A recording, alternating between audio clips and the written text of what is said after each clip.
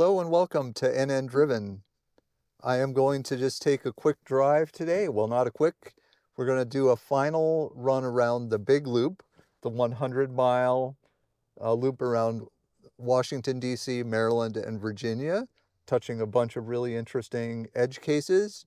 And we're just going to go ahead and get started here and head out. So I should be able to just engage right from park, and we'll see how we do here.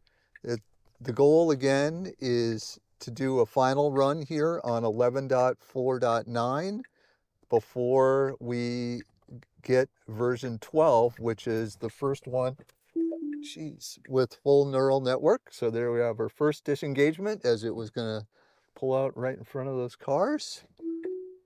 So right out of the gate, we don't get a good start.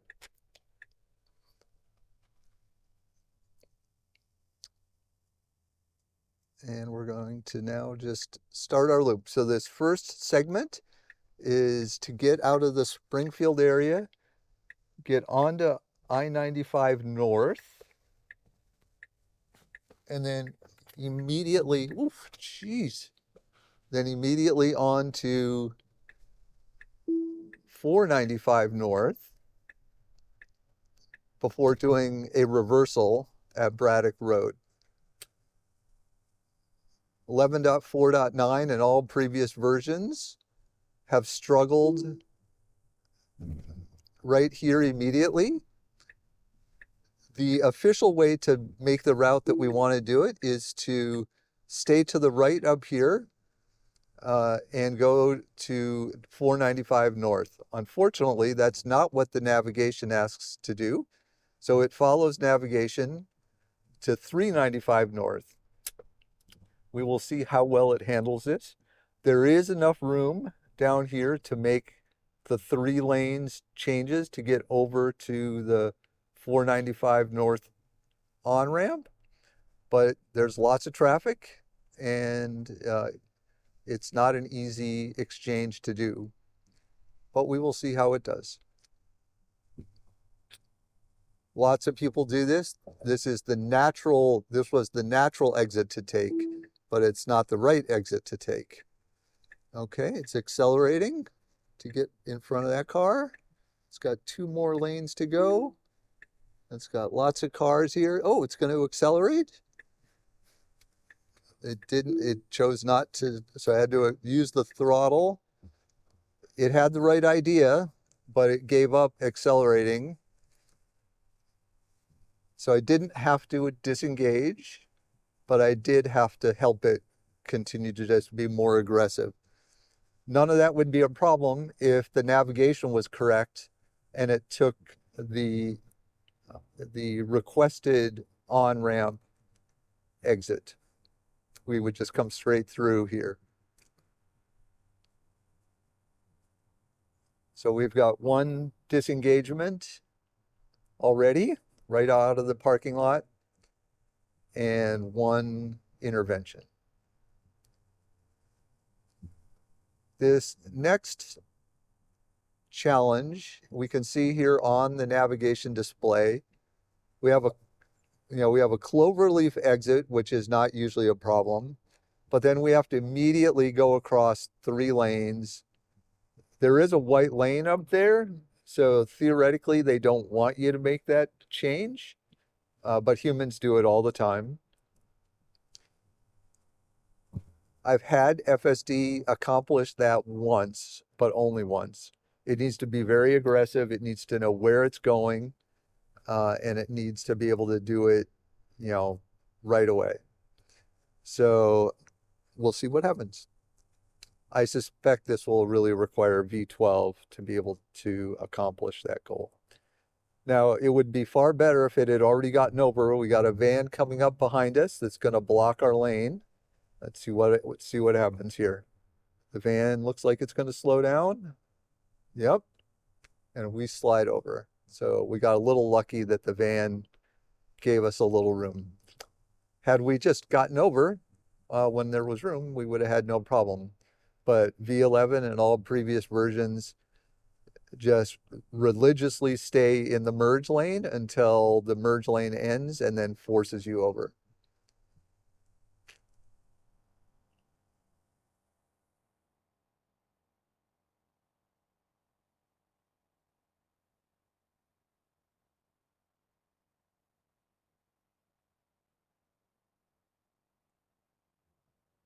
For some reason it slowed down there. No real problem, but not clear why it did that. I have my offset to 10% over.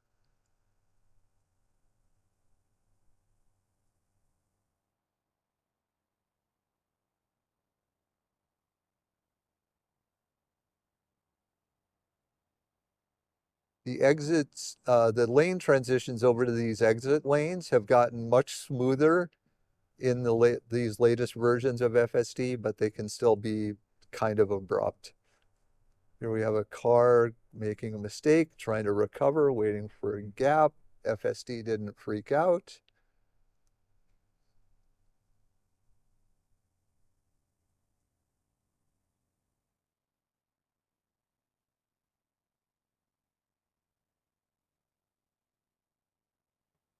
Here we can have a little bit of challenge if there's a car coming down or cars coming down. It can be a little, you have to do a little bit of a dance to do the exchange. No cars today, pretty smooth.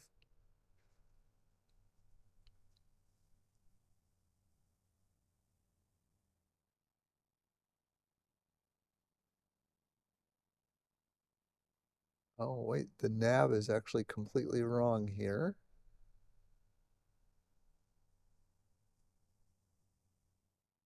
So I will actually just have to disengage. I'll have to check that in future runs. You can't do that. So I'm just going to disengage and I'm going to do the human thing across all the lanes, checking all the mirrors.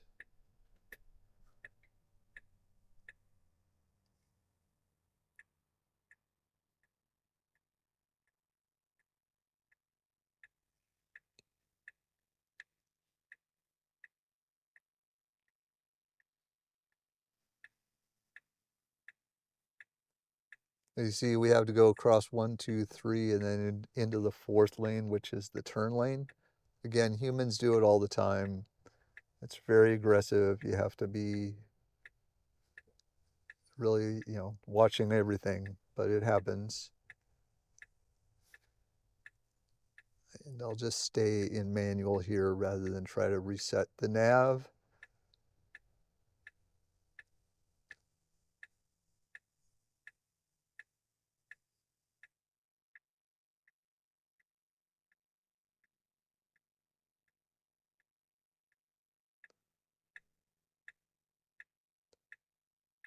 I'm not going to count that as a disengagement because I had the navigation set wrong, so it was gonna go to the shopping mall, which we don't want to do today. Eventually, I do want to be able to see if it can recover elegantly when it can't make it across, but that particular routing wasn't going to achieve that goal.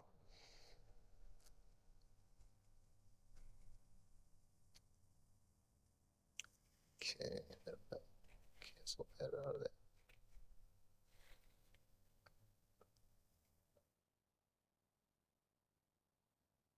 All right, now we're going to go back around up 395 into Shirlington, where there's some tight little roads and some interesting interchanges. We're going to add that into the big loop route.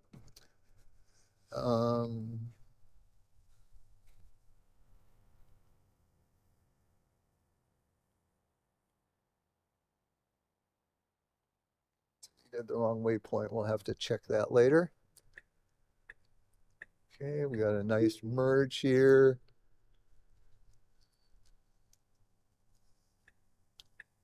Yep, so here's an interesting edge case. I have to have enable HOV lane for the future if we want to go out on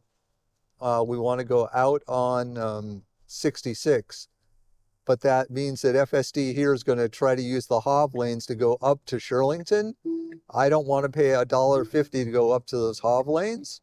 So I'm going to break out again and drive until the navigation will take me not on the HOV lanes. I can get over one more lane. So this is a really odd thing when you're in the land of, toll roads.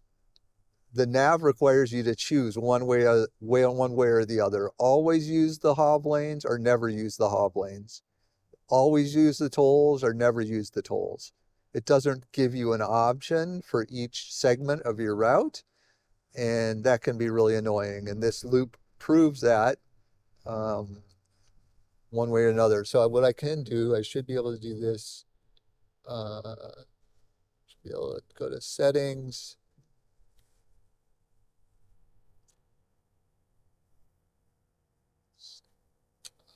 Just leave it for right now.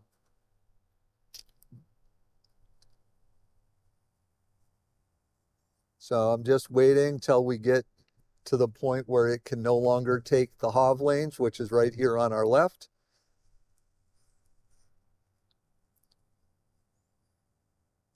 And it should route me then up the main line.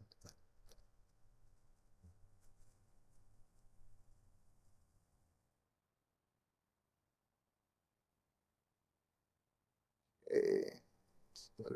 There we go.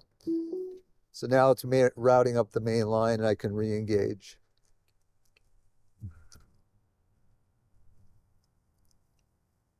Tesla really needs to give us more options in that regard. It's just really frustrating. Because you can see I'm trying to fumble whether to turn it on or off. It's not obvious. I can't use voice commands for that particular function. So it's just a little frustrating. And here we sit in traffic. Up here is kind of interesting.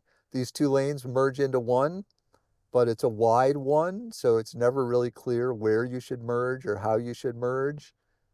This truck here has its left turn blinker on, wanting to merge in. We might be giving him room. Generally, 11.4.9 has been very good about blinkers and giving people space, but it's not clear. It's trying to figure out what to do here. He's still got plenty of room up here to make the merge. We're just being a little bit of a jerk. But at this rate, I think we will end up being the person who ends up letting him in, which is, just the interesting serendipity of doing these kind of tests.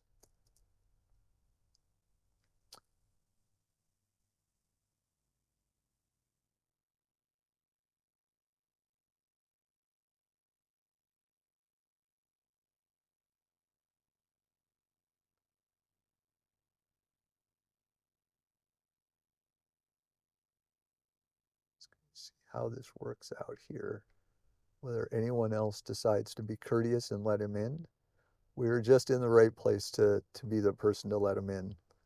Oh, he's going to jump forward a little bit more.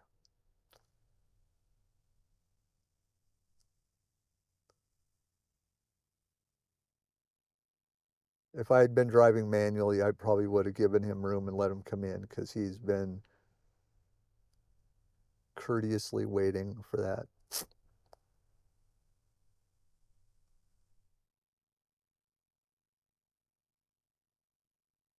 You can see here, they just end. It doesn't say merge. It doesn't say, the lane is still wide. There's still plenty of room.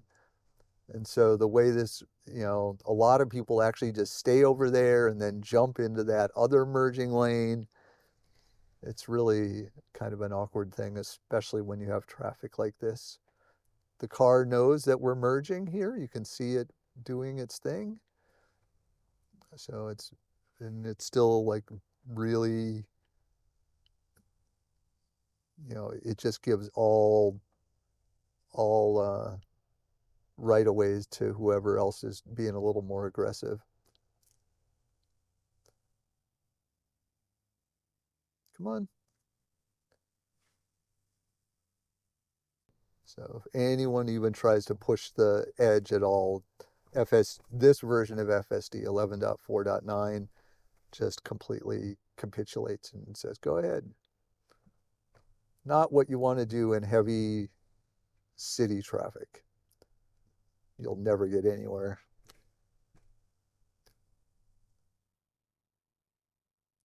Here's another, this merge is always interesting. You got the other lane coming in here on the right. It stays here for quite a while, so people jump forward. Then it merges in. This lane goes for about a quarter mile and then exits, and you have to get over. And FSD just always has kind of these weird acting maneuvers. So again, you have people just very little patience. They just jump forward instantly whenever there's any kind of perturbance. We got our left turn signal on. We got over. Oh, that was aggressive. The guy gave us room, so it went. That was pretty good.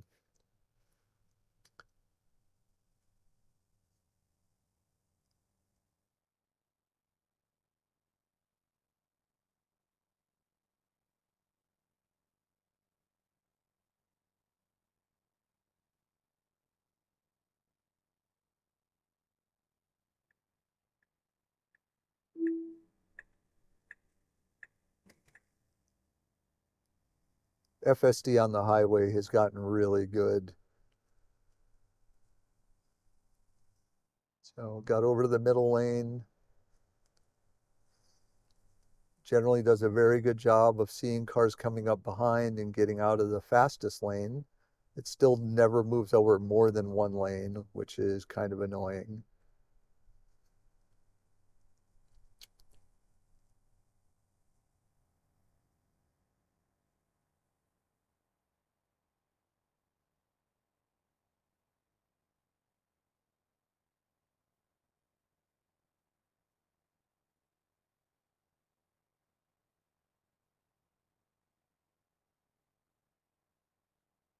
What we're going to do here is we're going to go into Shirlington. We're going to swing around. There are a number of challenges right in just in this little loop. Right coming into Shirlington's a challenge. The route it's showing is the route we want to go, but that is actually requires going across a white line, and we'll see how it does.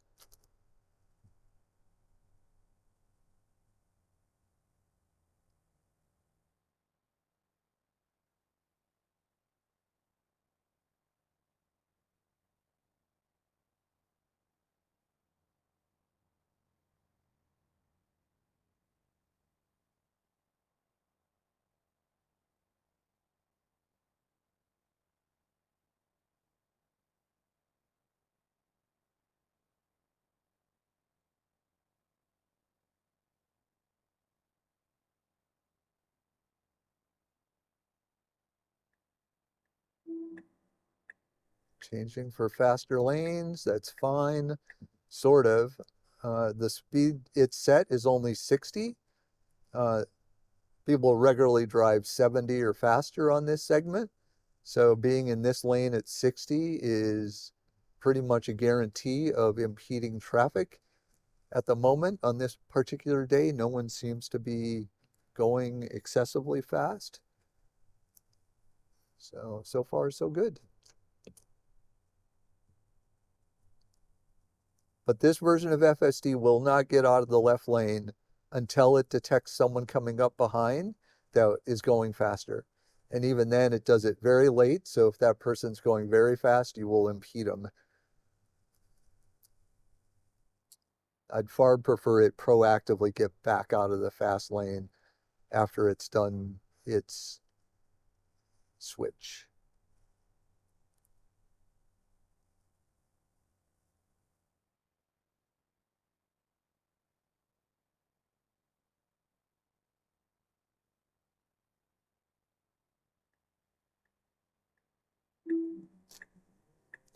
So there you go. So it's changing lanes out of passing lane when the Corvette is already, come and gone. So now we're good for all the other cars, but we should have been out of the way of that Corvette right away.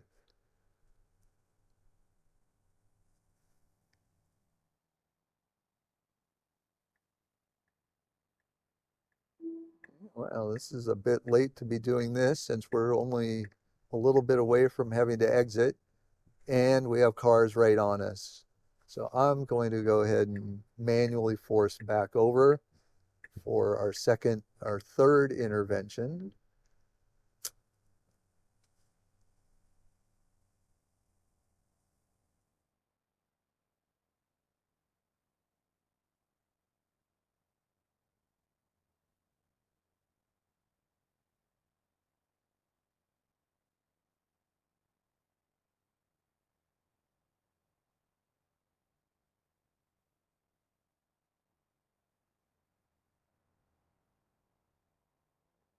Big line of traffic here.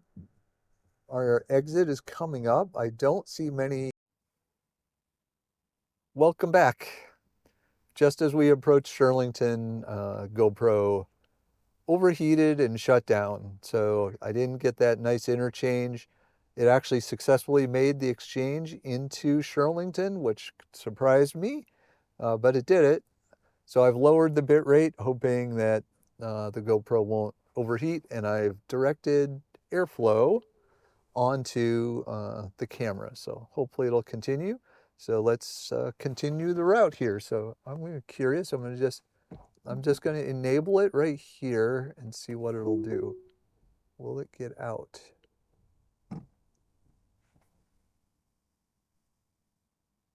Of the parking spot? It does not appear so. I'm going to get us out of the parking spot.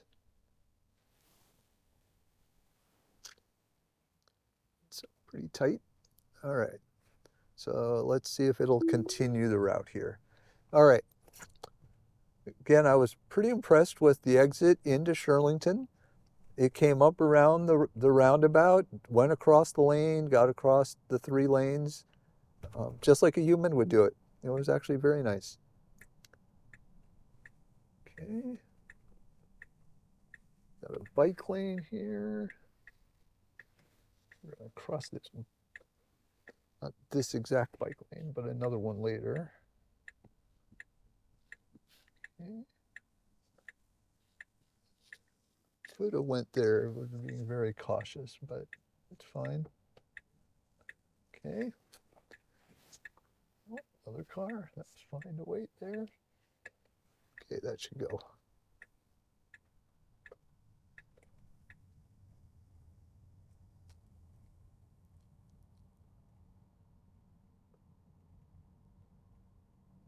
These lefts should not be a problem. They're controlled lefts at traffic lights.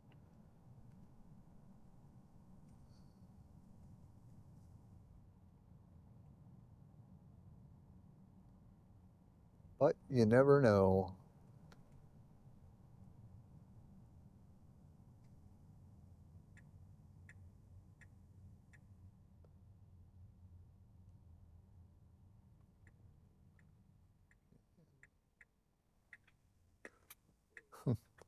All right, well, that was way more cautious than need be. Wait a sec, did they remove the left turn signal here? Wow. This is just a straight open go when you can go left now? That's a little odd. This is a pretty, people are pretty aggressive on this street. Or maybe they've changed it so each direction goes at a different time.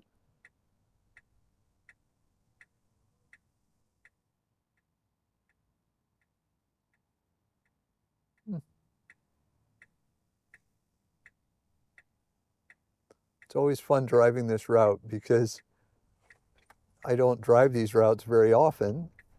So they are often a little different. So it freaked that driver out a little bit. It kind of made a move.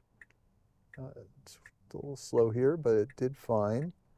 Yeah, you know, when you make this big 100-mile loop driving roads that are not your everyday routes, and you don't do it, you know, I only do this a couple of times a year. It's amazing how much the roads do change and how much the situations evolve.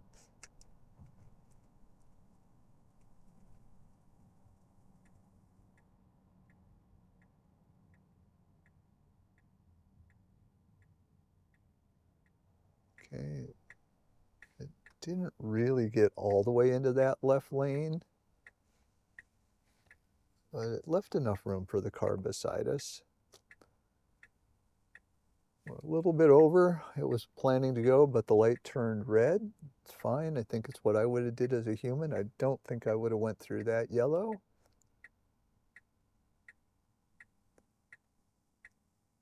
We do not have a left turn light here, so we will have to wait for these cars.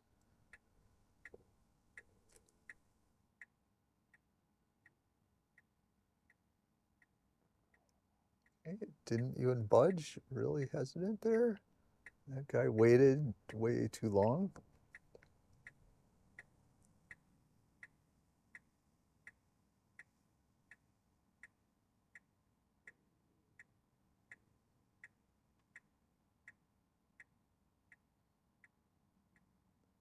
It's kind of a busy day around DC. I was looking at the route along, the traffic along the route, and it's a lot of traffic. So we'll have some interesting scenarios, no doubt.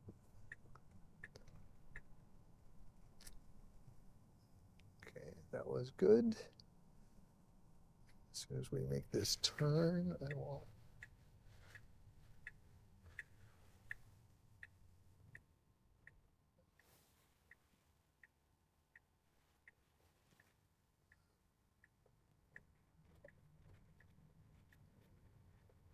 Okay. First waypoint for that one. Yep, looks like it held. So right up here, we have a right-hand turn and an immediate stop sign. FSD has never really been able to do this. It always does something really wacky here. The sign is noted. There is a warning sign there. There's the stop sign. We're coming up. We are stopping. Very good. That was fine. Now we're going a little slow. The car behind us is like, get going. Okay. Wow. All right. Well, that was good. Not expecting that. These roads are pretty tight. FSD often freaks out when there are oncoming cars.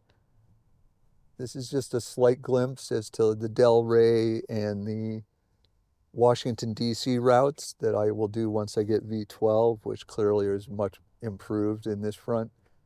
Managing tight scenarios, it's a really big problem.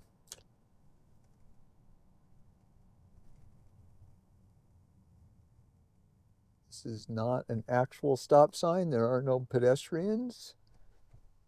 I guess it's extra cautious, but again, the car behind us is like, get going.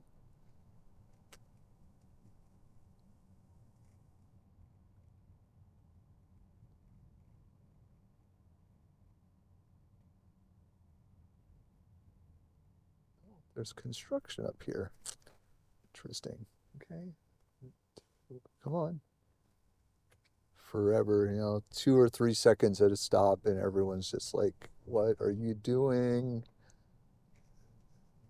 And it really dropped the ball on that mandate. It looks like V12 might be better on the stop front.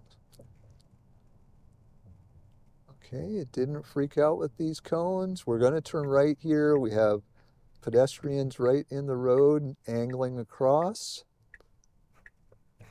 Okay, didn't freak out, gave them room. This feels really tight even when you're driving it manually. We'll see if we have any oncoming. It's not that tight, but it sure feels tight. Doesn't look. Oh yeah, here we got an oncoming car already over the left yellow lanes, getting themselves over. You see cars freaking out, slowing down. Didn't do too badly, but it's not very natural.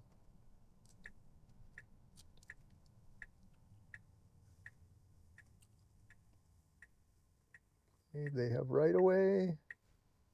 Now it's our turn, and we're slowly going. You can use the right lane here. I don't think FSD will do that. Thankfully, we have a green light. Um, you know, humans just are naturally are going to squeeze up there. That's what everyone would expect you to do. Okay, that was fine. Now we're going to get back onto 395 North and go down onto GW Parkway in what is a really tricky intersection. There is construction on this entrance. I'm curious how FSD will handle it. We have to stay to the right. My guess is it's going to freak out a little bit. So far, so good. Okay, that's fine. This is all fine. Speed, all managed okay. Now we don't technically have to merge over. This lane continues on, but it's kind of odd the way it works. There is sort of this exit on the right. What's it saying it's going to do? It's saying it's going to go left one lane. Okay, that's fine. Not absolutely required, but actually better in this circumstance. Oh, I bet it's going to do the damn Hov thing again. Turn Hov.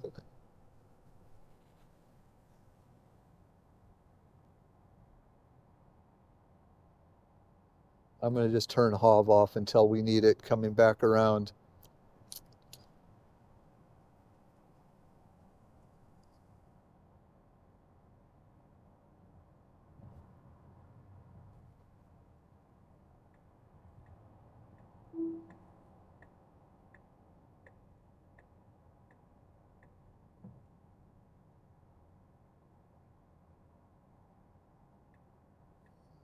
Yep, all this is fine. This is where she needs to be.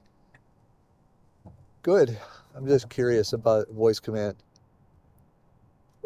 Turn on Hov access.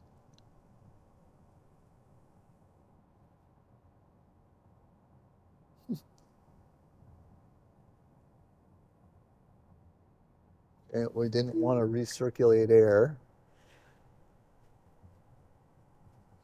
Get that off now.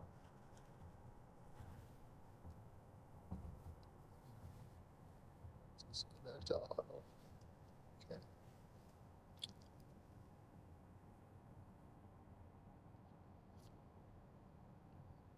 This is the correct lane. FSD typically stays right at this lane split up here. All the latest versions have been much smoother, but the right thing to do is to stay in the left as it splits, because that's the lane we need to be in. And it's very awkward how it goes right and then immediately signals to get back into the left lane. It's usually slower than other cars, so other cars are coming up on your left side. Yep, sure enough, it's going to do it again. So at least it's smooth, but now within seconds it will signal a left turn. Yep, the lane change. Now, why not just stay left? It'd be so much more human. Speed limit through here, I believe, is 45. People go much faster. So I'm looking forward to V12 and see how it manages speed through these roads where the posted limit is in no way representative of the actual speed.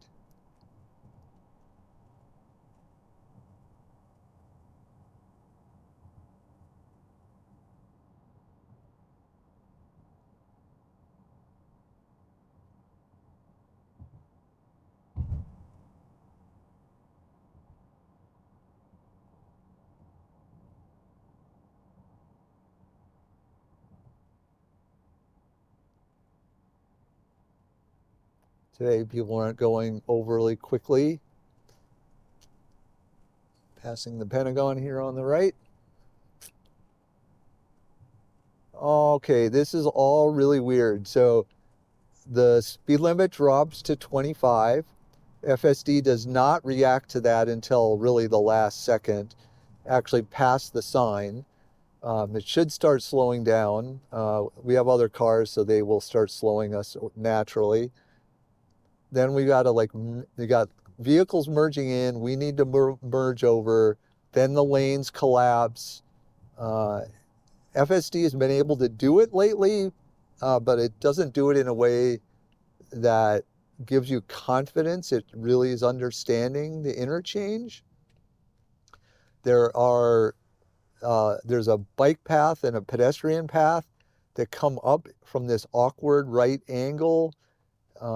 And when people are on bikes, they're moving very quickly. Don't give you really much time to react to that whole scenario. So it'll be interesting to see how it goes.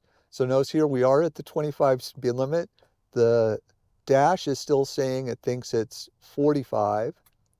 And you'll notice as we pass that speed limit sign, it does not actually change from 45. And it won't change it till about that yield sign in front of us, which is it's at the intersection. So if there's no other traffic around, you're coming in quite hot to this no merge area, people moving in all directions, no one giving anyone any quarter. It's this intersection is always hair raising, even as a human driver.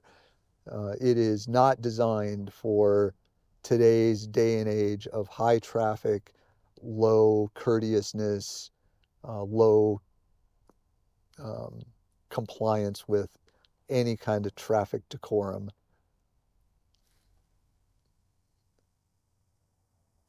Okay, we're still doing okay. Everyone's doing their job so far. No one's coming barreling up the right lane and then trying to come over. Okay, looks like we're going to pull this off okay. Now we've got yeah, there you go. You got like someone coming across all lanes. We got the bike path. Then you got, see, this just ends here. FSD waits till the last second. It handles it. No one coming, so we don't have to stop. It's slowing down a little. Okay, so we got through that. Now this next merge onto GW Parkway right on our right here is really awkward. It's blind. GW Parkway traffic is moving quickly. There's no merge area. It's just really, again, just terrible road design from a different era. We will see how we handle it. I have to pay a lot of attention here. Traffic coming up this way, nothing looks like it's afterwards. What's this car gonna do? No. Okay, we're okay. No signal, just in. So it just does not give me a lot of confidence that it's going to do that correctly, and that it would be able to react to if there were cars right there, what it would do. So we just keep doing it. So far in the last, half a year or so, it's been surprisingly good at that exchange. Okay, so now we're on the parkway. Gotta get rid of the next waypoint.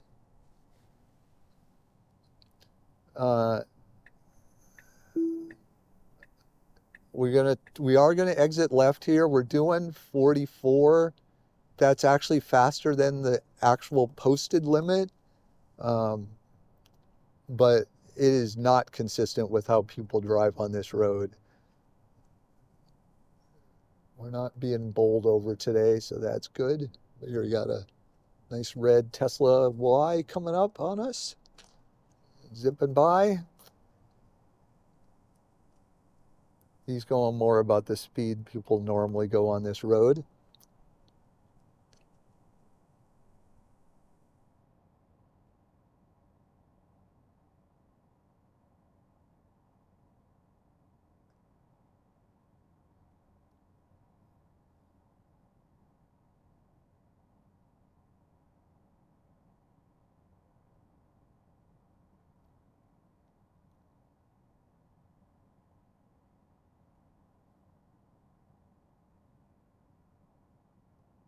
All right. both these lanes exit. Oh, it is going to get over. That's nice. It doesn't always do that. It'll often stay in this middle lane, which is the fast lane for the through road. Uh, both turn. They're both viable. They're both legal, but it's far better to get over, especially when you're going slow. So it did that. So that's good.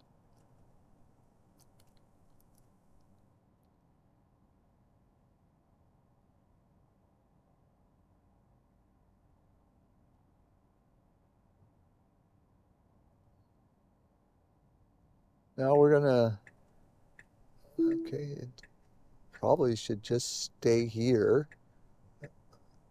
Oh, it's saying to get out of the passing lane. It saw the car behind us for some reason, thought it should be over. It's okay, but it will have to get back across. Okay, I freaked out a little bit there, slowed way down. No need for that.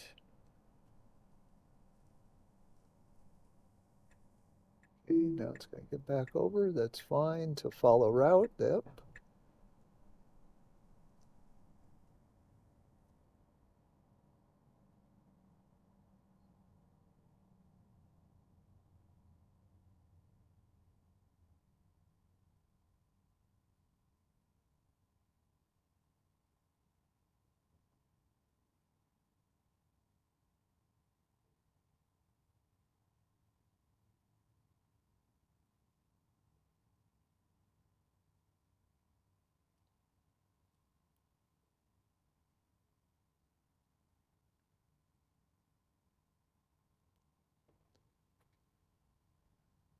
Now we're just going to go down Lee Highway into Roslyn and then across the Key Bridge into Georgetown.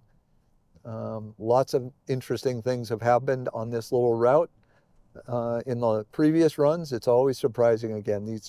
This seems like a really simple segment, but it never seems to be that way.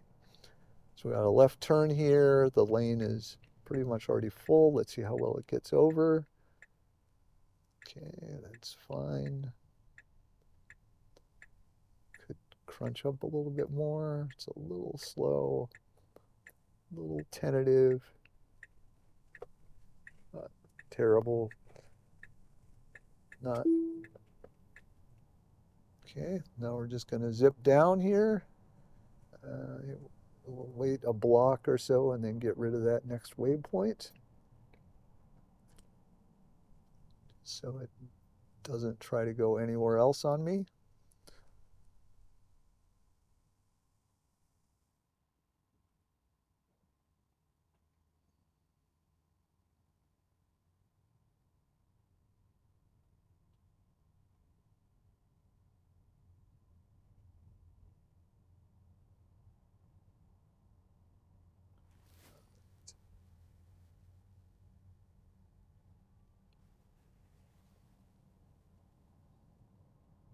Yep, that looks fine.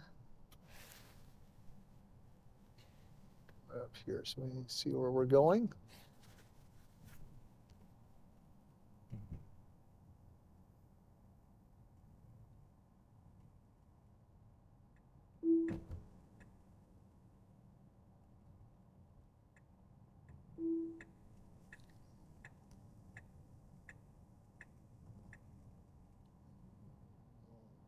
No need to do that right in the intersection or approaching the intersection, but again, just fine. It was safe, just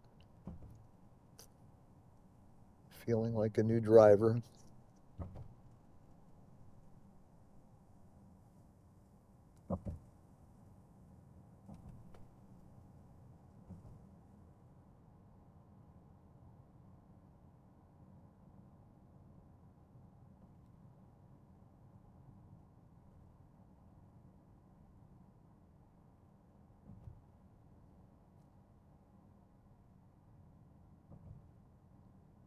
This left coming up has proved far more difficult for FSD than I would have ever imagined.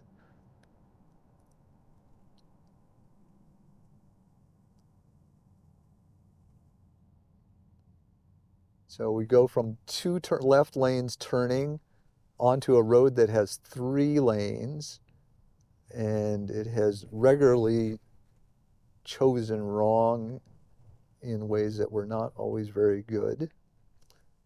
We will see what it does today.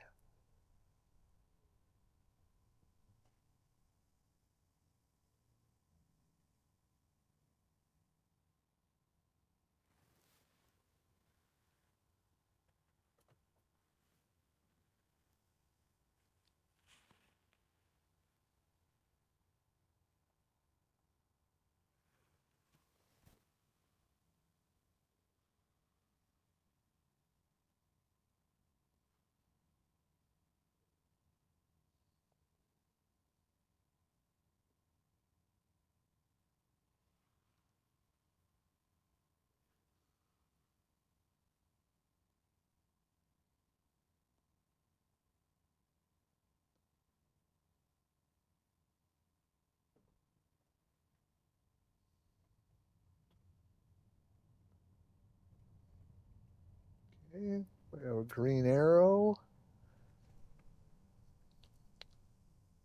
You know, this is fine.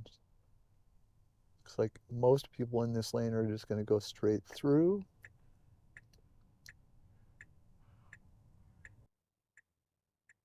How do we do today? Okay, that was actually correct. Good, that was nice.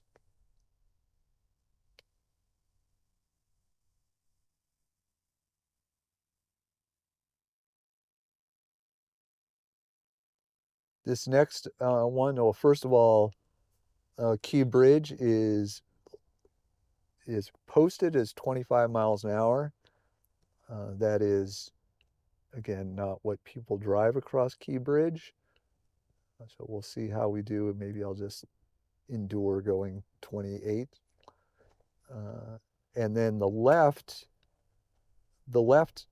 up here in Georgetown is surprisingly quirky. It's an obtuse angle.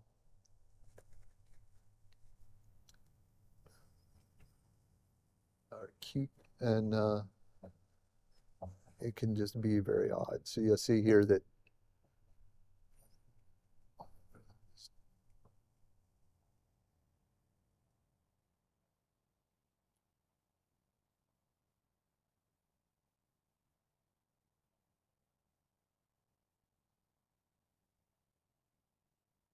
we have to be over a lane. We do. So, you know, why does it wait that long? If there was any traffic, you know, that would be a nightmare. So this is fine. This is the correct place to stop. It's a very, you know, the cars coming from the right really come across here. That it's as painted. So this, you really do need to be this far back. And then we have a very tight, aggressive turn once the light turns green.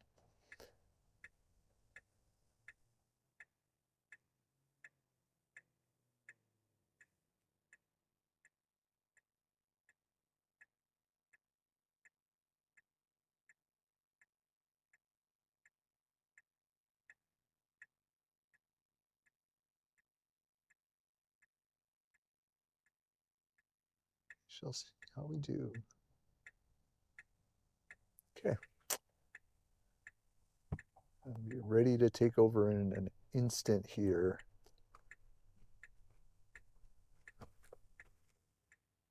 It's fine so far. It's going slow. It's got the right lane. Okay, very good. Watch the curve, and then, oh, goes right on over. It does need to be in this lane eventually. Doesn't need to be there now. And it is set at 20 miles an hour, which is probably the right speed at that moment, but people are already speeding up. So we're okay there. Now we're going to go up along the river all the way up to the Beltway. And again, just you would think these roads would be simple, but they never are. We have this very odd left jink coming up here.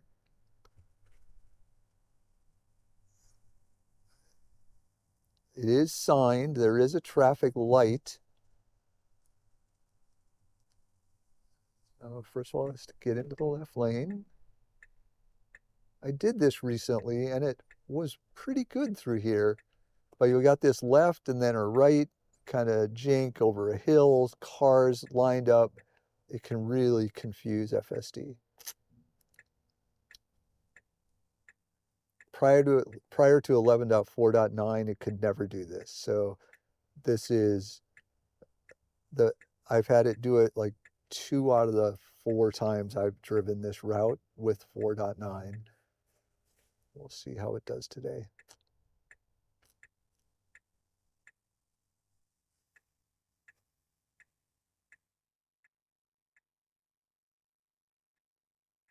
We are noticing, again, the odd blinker behavior, the heuristic blinker behavior. This is pretty common for this kind of intersection where it'll be on and then off and then on and then off and then on and off. So you see, it's reacting to those cars, so you have to use the accelerator to push through.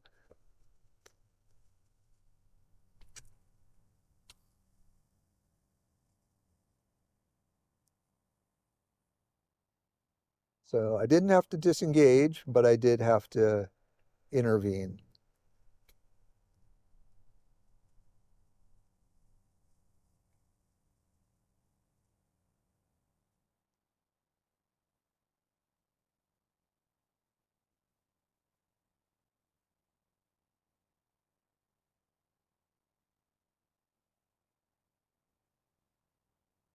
Most of this route should be pretty clean. So I might time lapse some of this. But there are 3 or 4 points that I will slow down to highlight. I'm really looking forward to getting V12 with its end-to-end neural networks. I think the intervention we just saw will likely be solved by version 12. From what I've seen in the videos of people that already have it, it's just much more capable of discerning when it needs to be worried about cars and vehicles and people around it.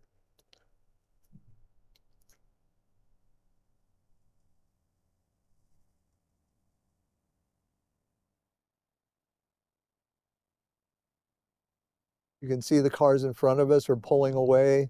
We are going, 10% over the posted speed limit, but, cars are piling up behind us and the cars in front of us are pulling away. But it's not terrible today.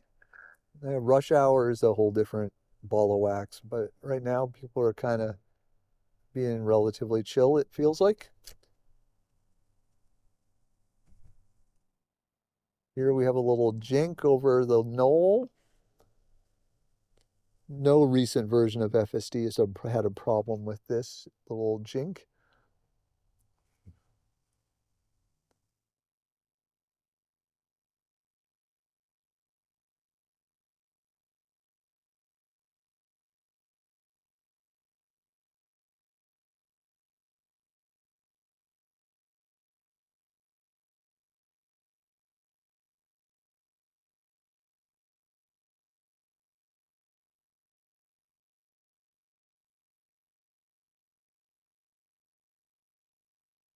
Okay, off we go here. Whoops. Waypoint.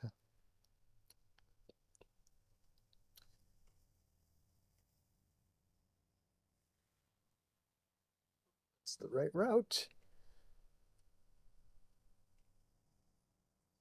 We have a fascinating little interchange coming up here.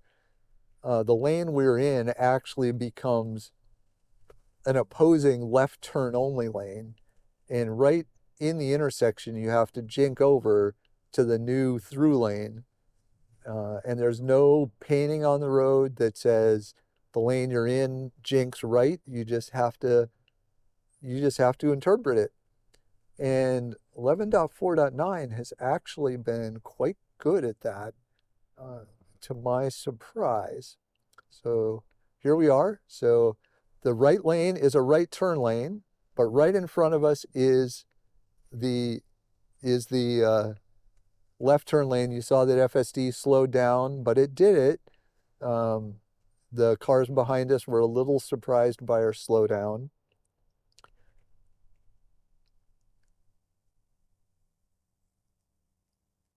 DC is such an amazing set of edge cases everywhere. I mean, the roads are just super weird, but fascinating to see FSD just handle that so well. Uh,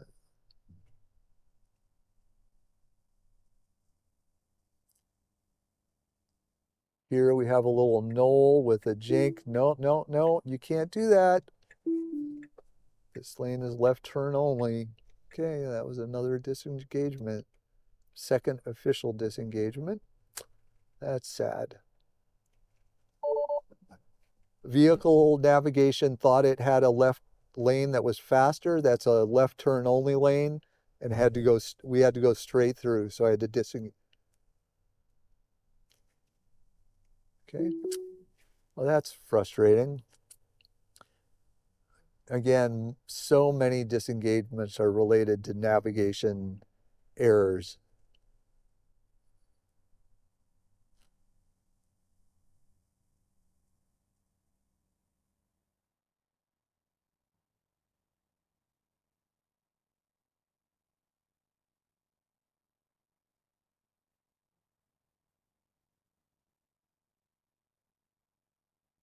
Okay, this is just a relatively serene mile or so, and then we have a quirky little exchange that FSD has never really been able to do. I've had it accomplish it once on just some random drive I was on, but we have we bend right and then we have to move left and exit left, and something about that exchange, it just is um, too quick for the car to really interpret what it needs to do.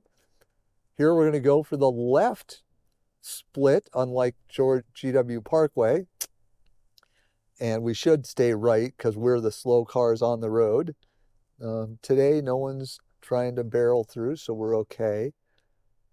But probably the if you're going to be the slow car, you should stay right when you have that opportunity.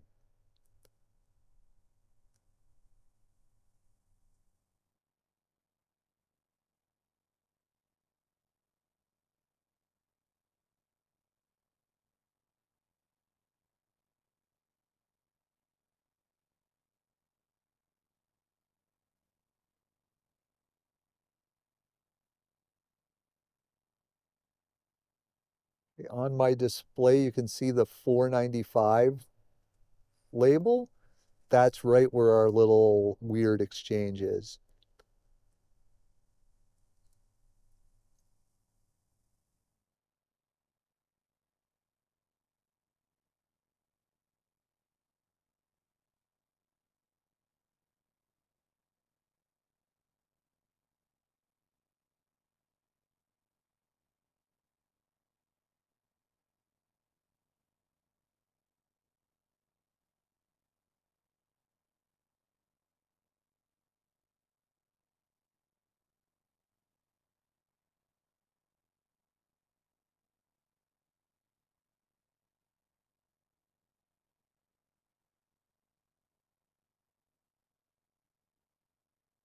Oh, this feels so slow. Oh, we have a stop car up here.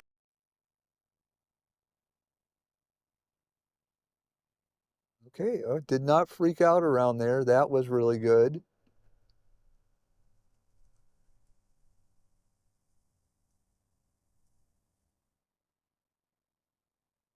Look at all these kayakers out today. It's such a gorgeous day here.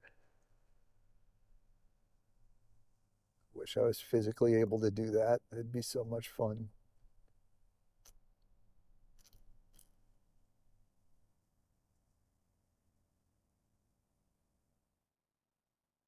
We have probably 20 cars behind us at the moment.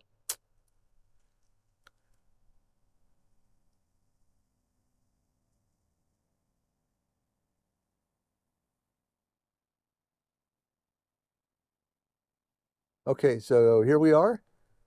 We have to get over to the left lane right away. See, it's too late, it's too late, it's too late, it's too late, too late, too late. Oh, it pulled it off, but it was really late. Okay, we got cars around us here. No one freaked out. Good. Now it's going to stay at 38 miles an hour. Everyone on this road knows it's coming up to 50 miles an hour, like right away. And oh, so everyone around us is like, get the hell, get moving. They're jumping around us. It was trying to move to the right. Someone was coming up on us. Then the car, that Jeep, was like, okay, I'm going to go by you. And then we went back to the left. Yeah, it just, I don't know how FSD gets better at that, but human beings know where the speed is faster, and they are all over it. They are not waiting around for that moment at all. They will be at speed well before that sign.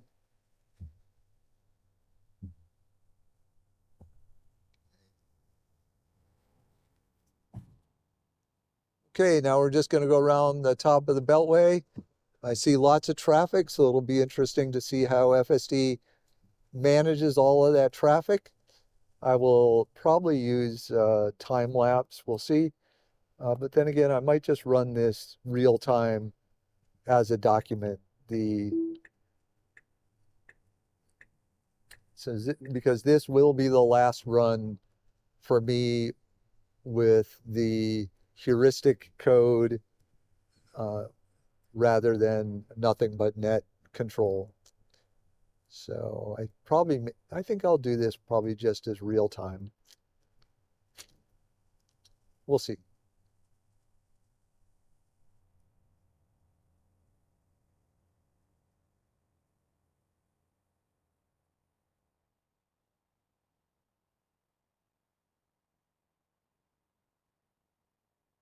Okay, we're going to come up to the interstate merge. This shouldn't be a problem. We're already up to speed, moving along nicely. We have cars coming in from the right. I don't think they merge in. Nope.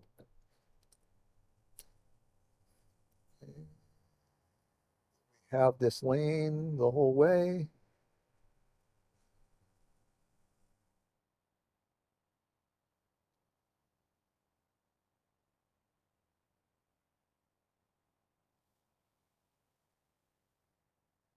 The top of the beltway here.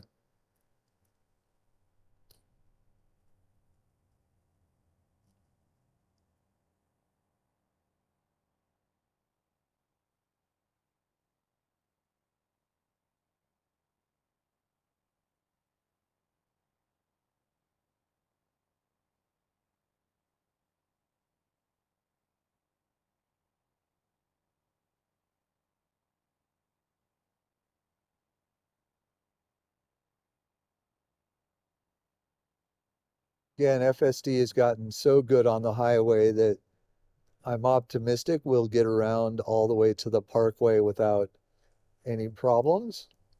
Oh, it is highlighting a car there, so it wants to get over a lane. For why? Oh, to stay out of the rightmost lane. Yeah, that's a thing. I guess that's the only thing I can say. It's a thing that they have built into this system. It does not want to be in the right lane if it doesn't have to be. I understand that, but you'd better be able to manage and maintain flow with traffic if you're just going to force out of the right lane.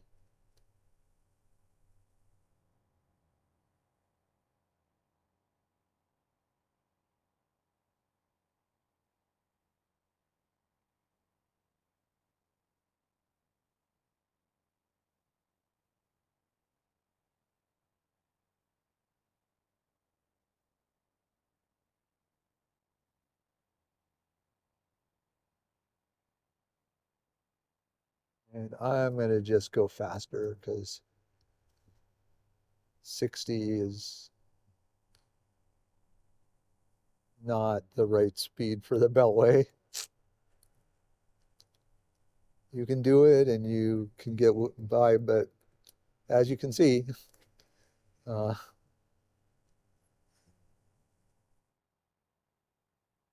it's, people really move on this road.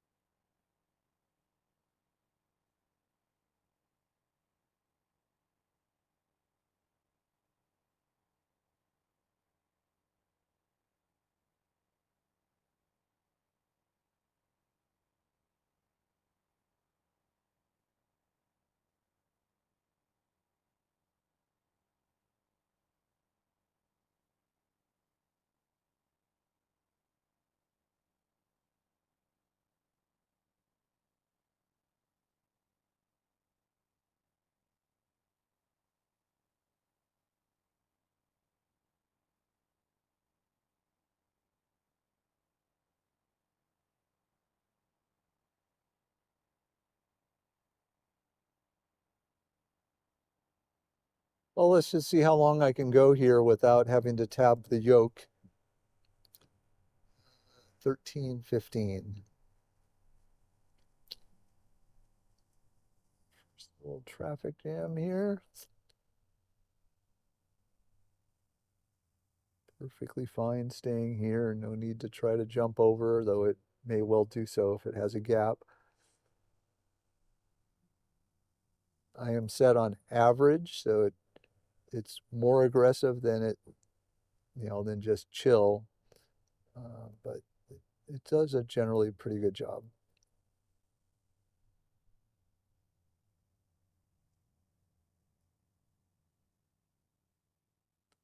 That's 1 minute or something like that.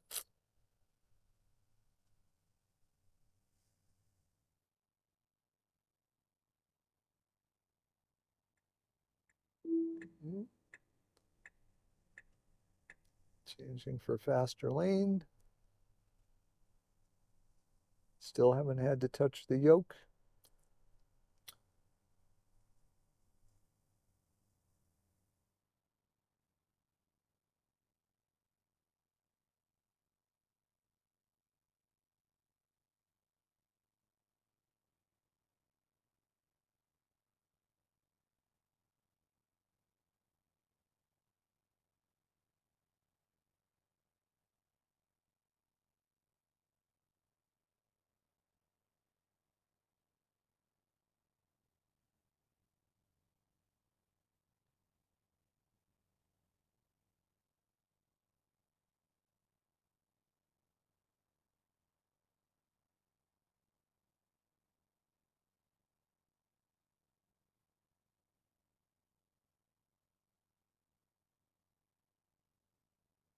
Yeah, that's what, 2 minutes. I have not had to touch the yoke.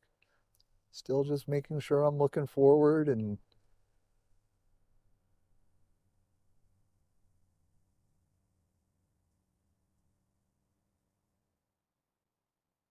3 minutes.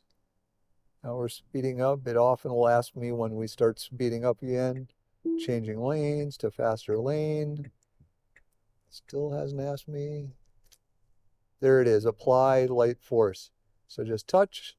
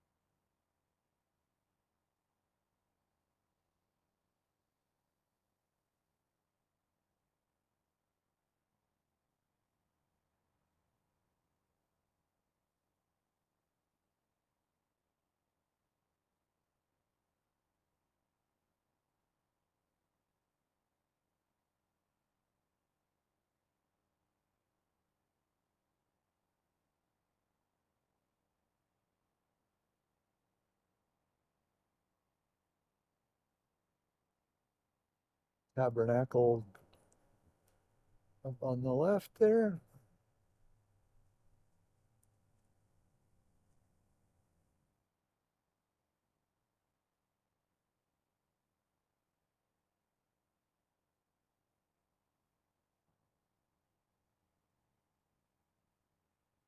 So we're coming up on the 5 minutes and I've only had to touch the yoke once so far.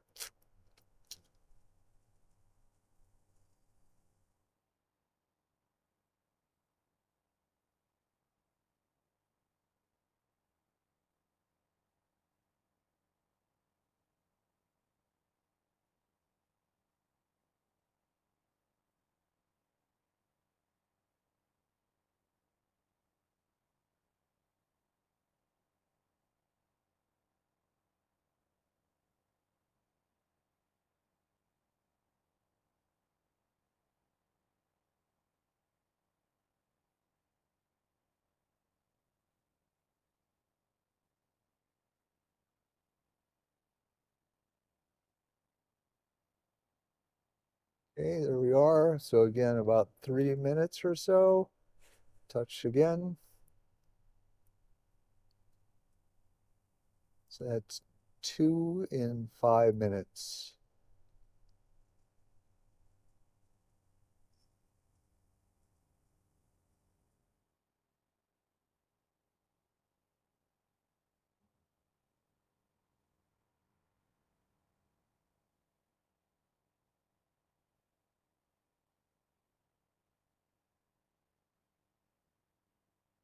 Coloring the car blue, so it must want to get over. It does, out of passing lane. Very nice. Not sure what that Suburban was going to do, so it slowed down a little. Good reaction.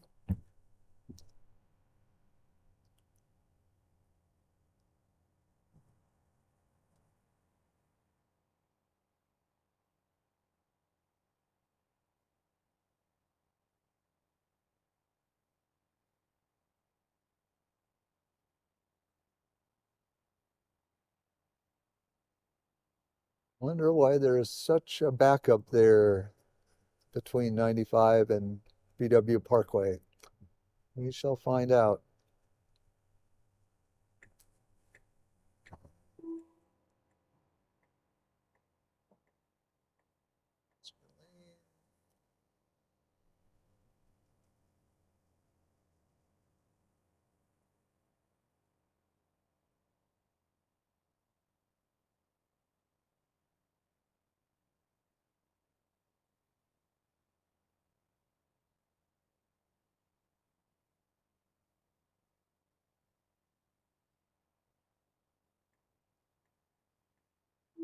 Passing lane.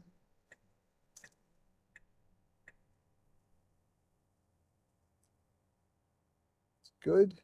Okay, there's the third at 7 minutes-ish.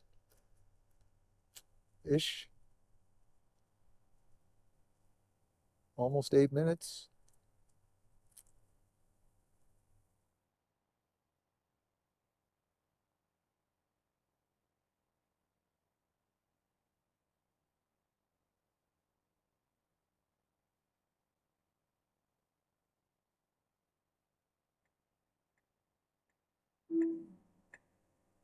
See, that's a nice example of it was going to make into the left lane, but then determined this car was coming up, so it decided against it, which was great.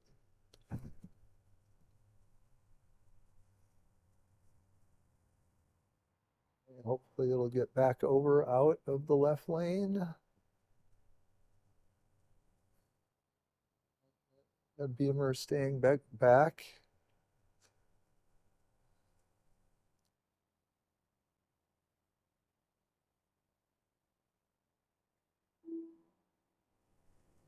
It's fine.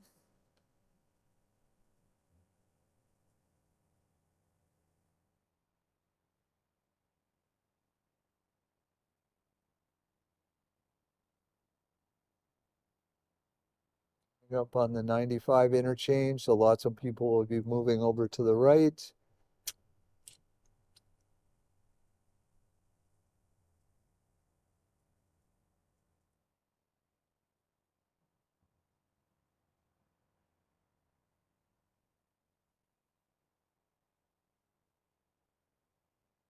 We should stay left if we can, because we're going through, and then there's all manner of traffic. Ugh, look at 95.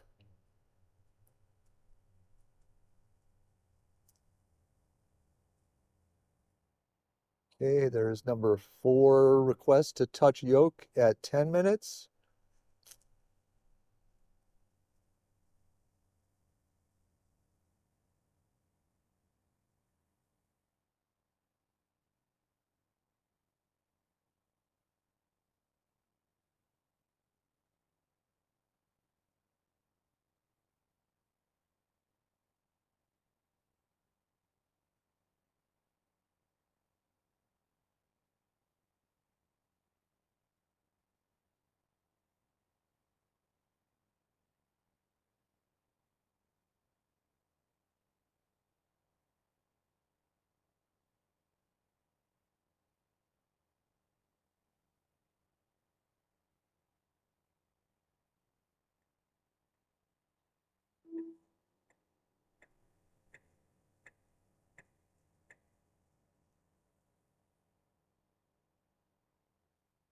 Maybe we'll get lucky and the traffic isn't as bad as it looks there.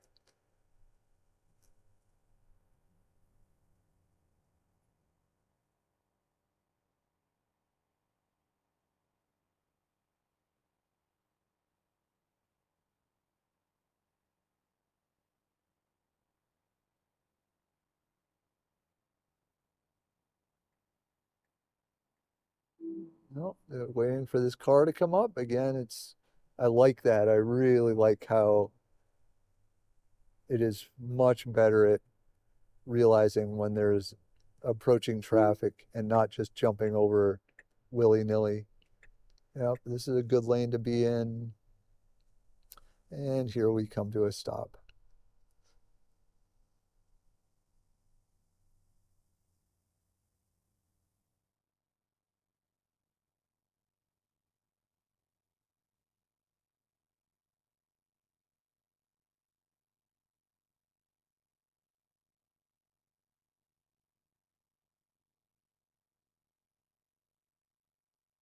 All right.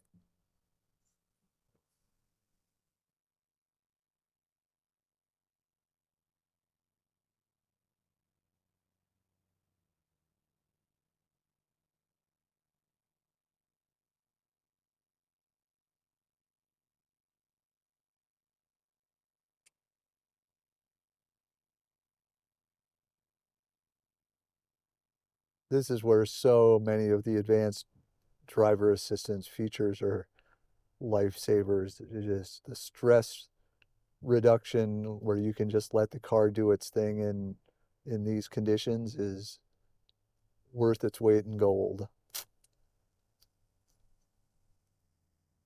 Okay, still waiting for the 5th nag. There it is. So that's at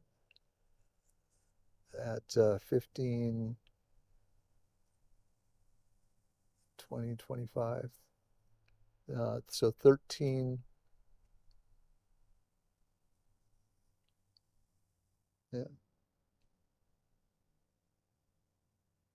So 18 minutes and 3 and 5 nags.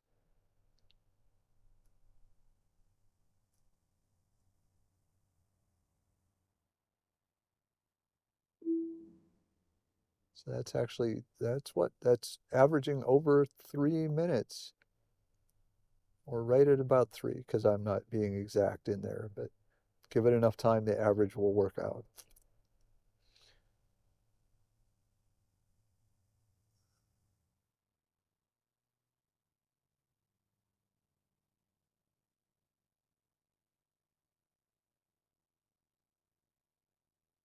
Gonna wait till we're much closer to the parkway before removing the waypoint, just again to make sure the navigation doesn't try to drag us back around the top of the beltway.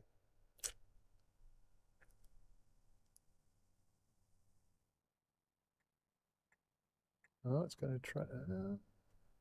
Yeah, it's 2.5 miles away, so it is definitely in that land where it will try to get over to a faster lane.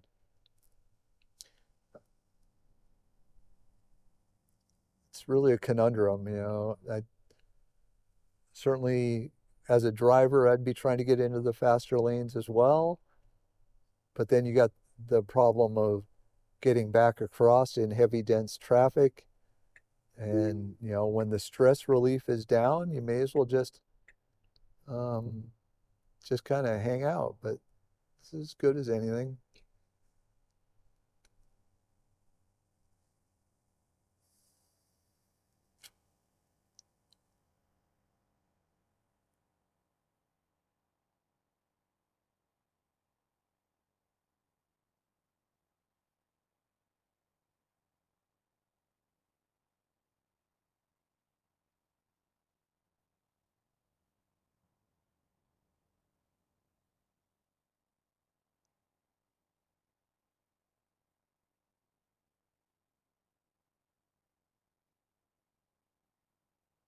Okay, there's number 6 at 15 minutes, right? 15, 13:15 to 13:30.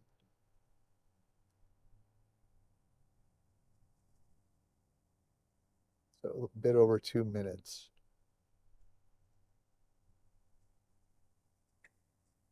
Okay. Oh, there you go. That was fine. I'll take that. Good. I will take that. Any kind of move like that's going to be a little awkward, because especially with the other car also deciding it wanted to be over. Got 1 mile to the exchange. Should really get rid of the waypoint.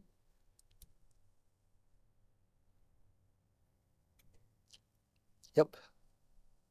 Oh, it wants to route us through. We're going to probably change that when we get in.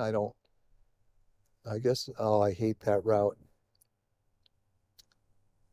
Let's just we're just going to endure the longer route.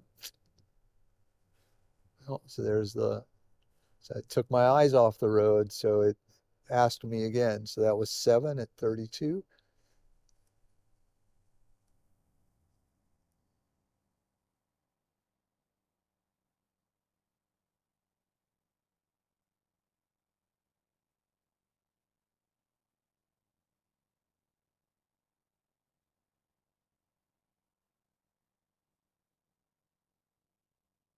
Okay, the blue car is indicating it wants to get over.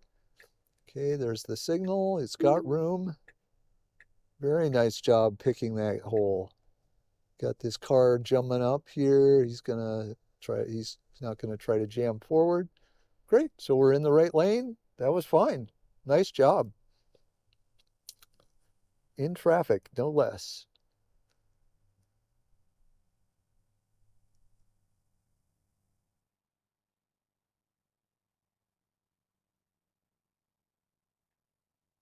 And we got our exit, got a bunch of people doing last second jump overs. Pretty normal for DC. Okay, that's all good.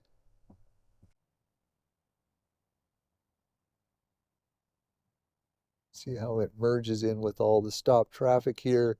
This is another case where you've got these very long run out merges. You know, the lanes go a long time and etiquettes to get over and not be the last jerk, you know, pushing forward. We shall see.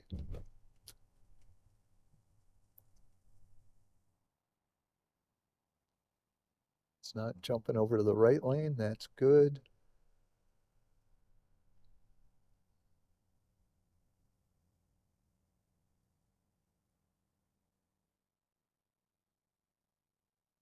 So like here, like we have a nice gap. We could have did it.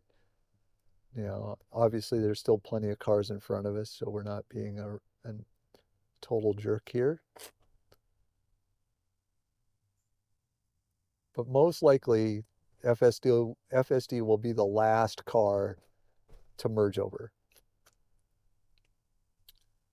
It takes the zipper method literally in every circumstance, in every scenario.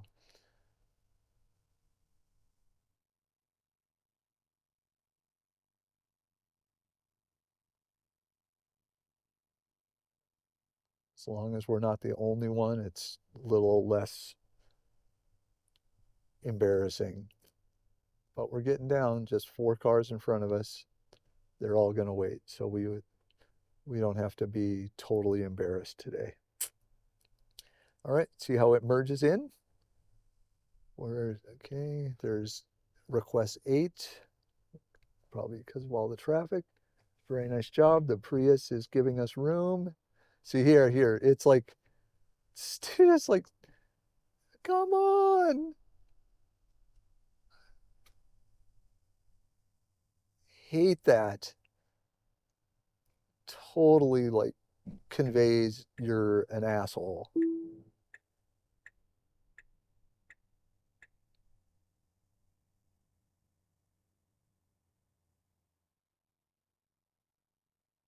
I'm setting the speed at 60 here.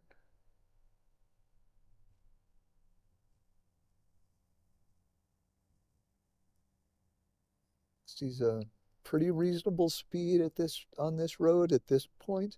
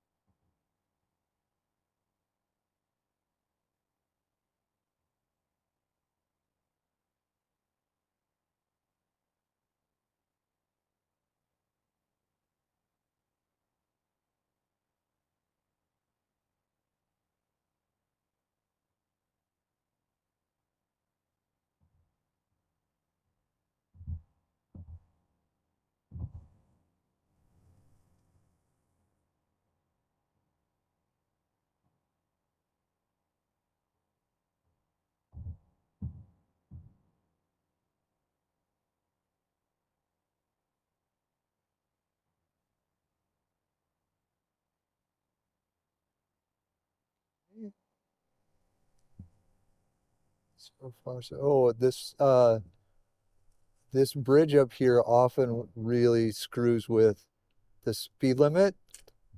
Car thinks it's on a different road or something. I don't know what exactly goes on here.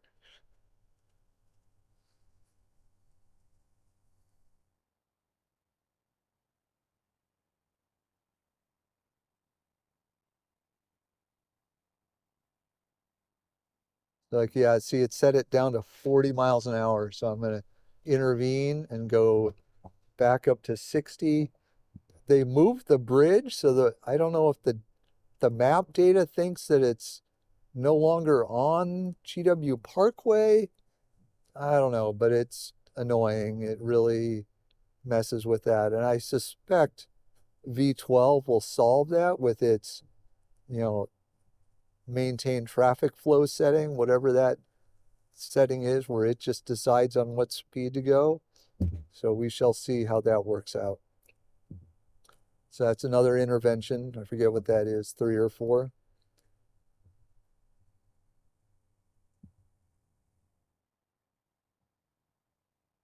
This whole segment is focused on speed management. It all, through this whole segment, the speed limit is way below what people drive, and there's constant movement in different directions. We're coming up on all of that here in a second. Yeah, but for instance, up here in just a short amount of time, the speed limit on this road drops from 50 down to 40, and everyone still keeps driving 60 or 65. So if you follow just what, the speed limit signs are, you will be a menace on the roads. Yeah, here it is, 45 miles an hour at this point. So down it goes. But now they do have this feature here. You see it, maintaining speed for traffic flow. We'll see how long it maintains it. As long as you have a car in front of you, it seems like it'll follow that for a while. It's staying at 55. Let's see how long it'll stay at 55. We're not impeding anyone. So that's a big help. When that works, that's a big help. Okay, there's request 9, I think it was.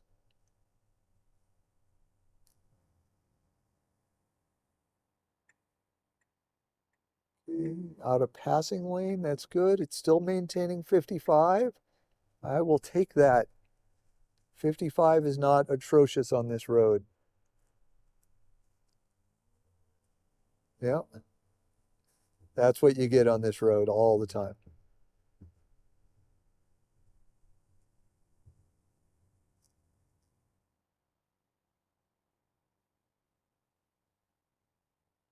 That is really nice. It maintained 55.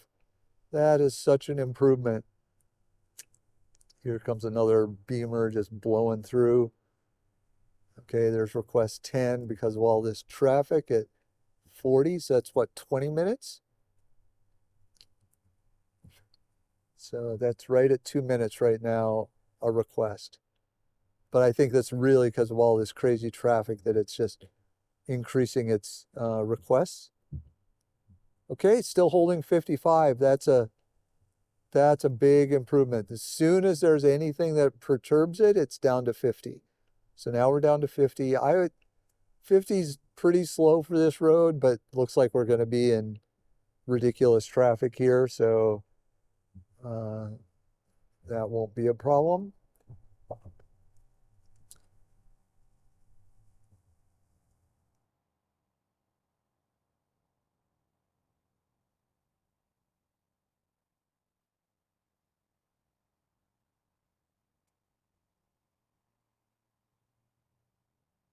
Slowed down to be cautious for whatever that driver was going to do.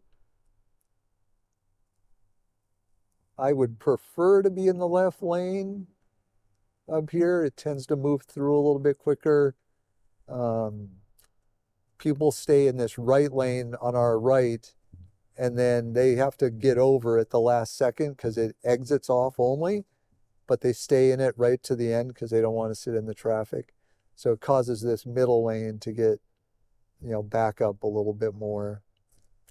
But we'll just endure it and see how it goes here.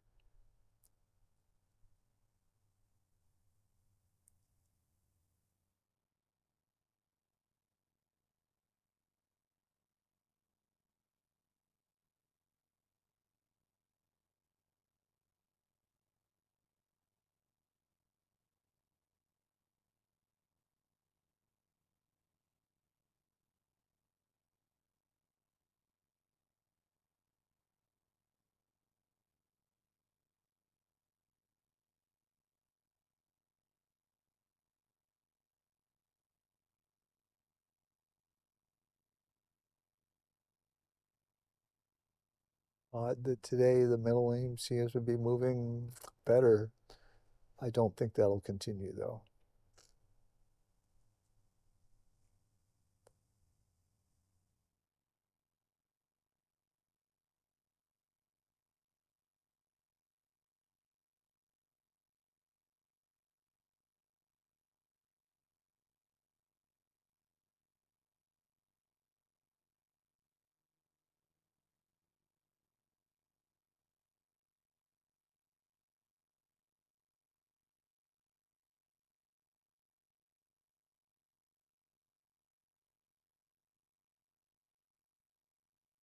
This section of road has become such a quagmire. Okay, there's 11 at 43. So much traffic on this road now, and it's just, this segment is always clogged up.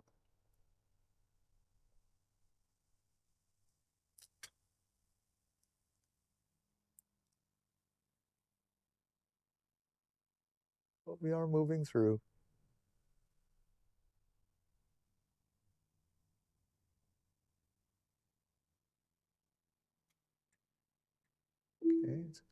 Okay.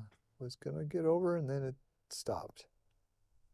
Still has room if it wants to.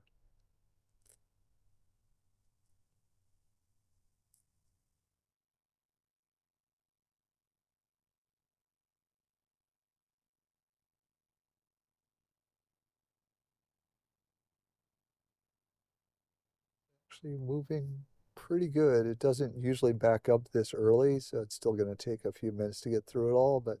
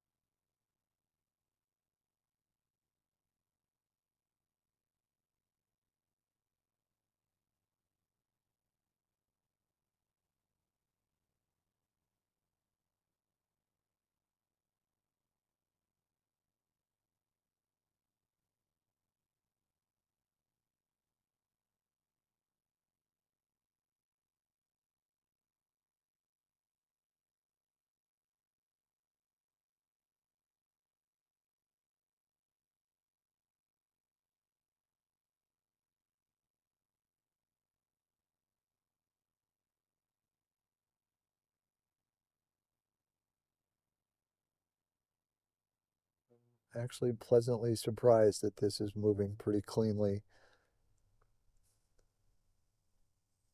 You can lose an hour in here at times.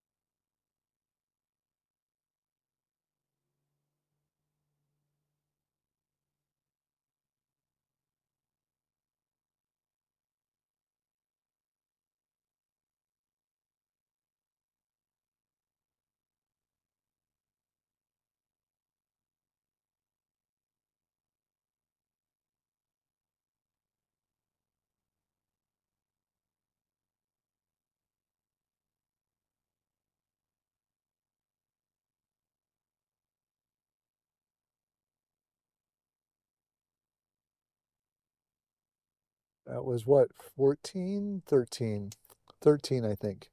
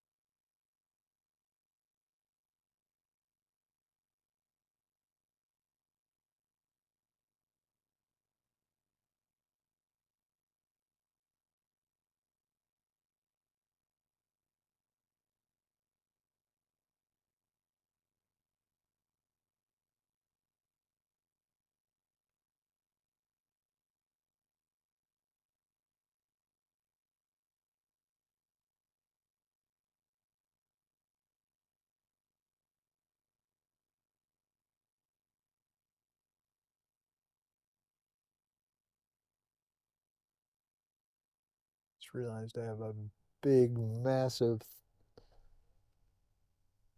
dually beside me here. Jeez. Ugh, ridiculous vehicles.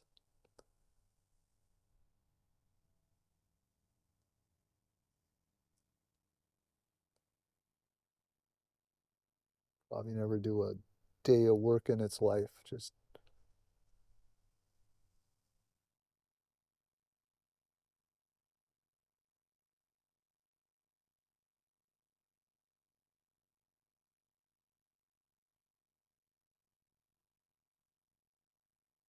now we're in the section where everyone who is trying to like skate around in these surface roads have to get back in.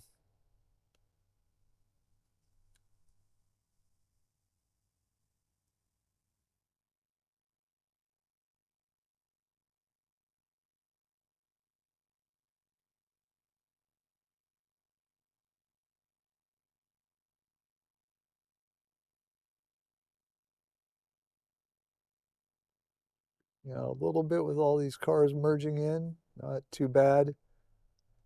Little abrupt, not totally smooth, but it was fine.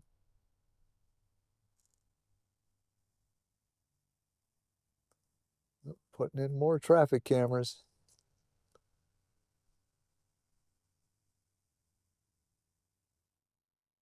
Maybe they're taking them out. Oh, that was 14, I think. I looked away. That's what it did. I looked away.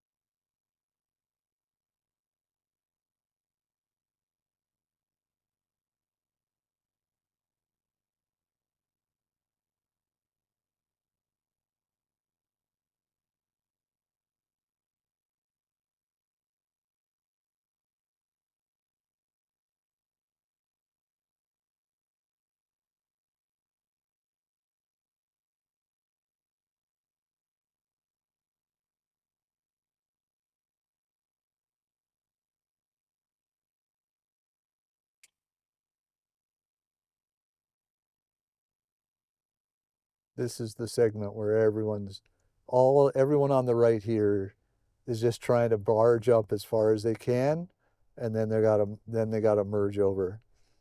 See where it says East Capitol Street exit only? That's where they they have to push over. 99% of who's in this lane is going to be coming back into our lane.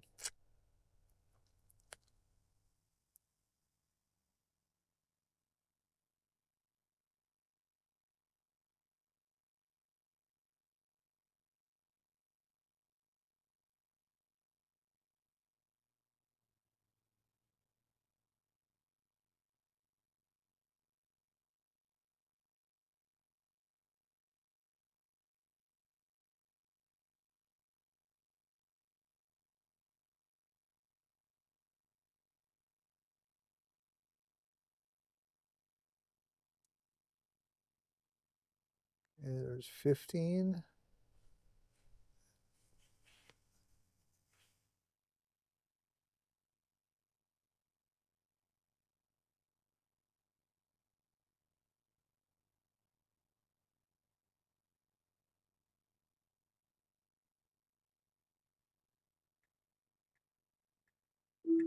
right, that's good. That's a good decision.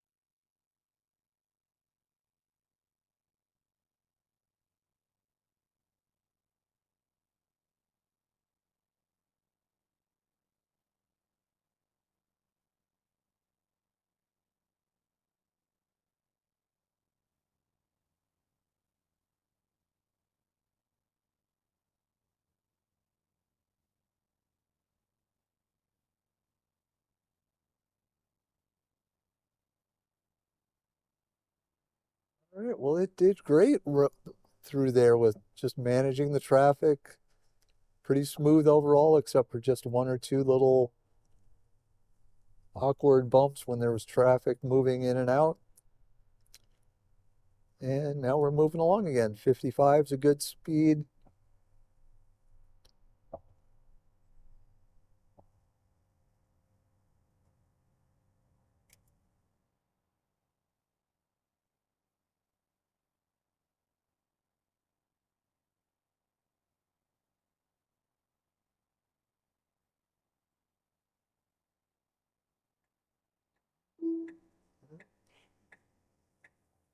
That's 18 requests.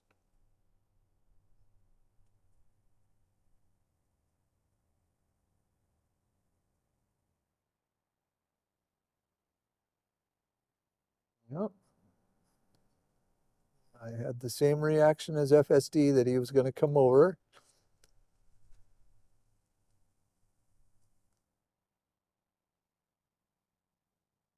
You're in a good lane for the exit coming up. The best lane, actually.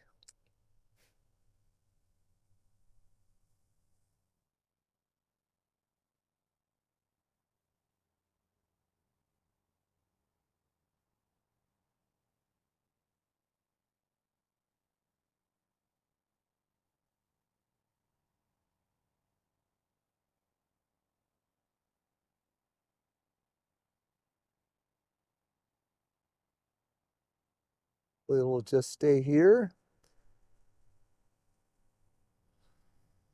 So we'll get a signal.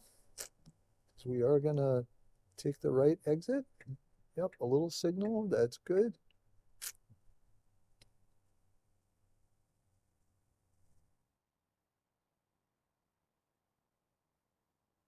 This lane just takes us right on through. No need for a blinker there.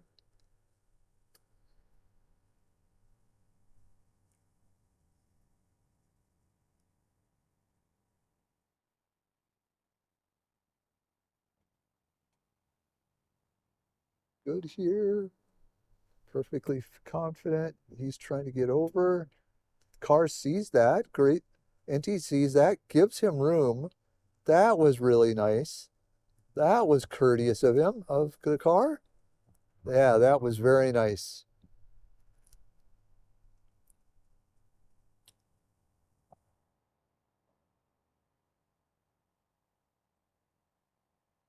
Back in traffic here in a second. Okay, there's the 19 request for a nag.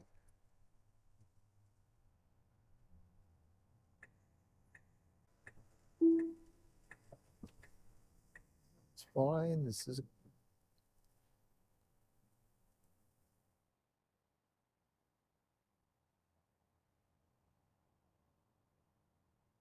not looking like it's going to take the toll road across, which is fine. I don't think it can. Okay, let's see how it slows down for this stop traffic up here. It's gotten much better at that. Yep, already saw the brake lights, already reacting to the brake lights. Very smooth, really, really smooth. Totally comfortable. Feels very competent. Totally confident. Now, if it just stays here, that will be good.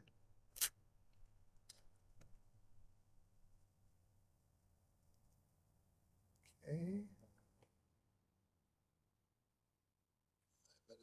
Turn off back on. And I'm going to remove Arlington, which road should work. Like that'll still work for us. It will? Good. More traffic on 66. Jeez.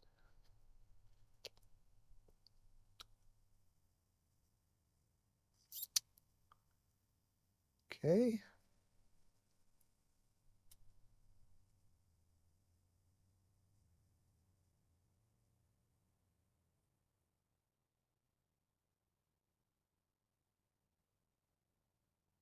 Very good here. Doing a great job.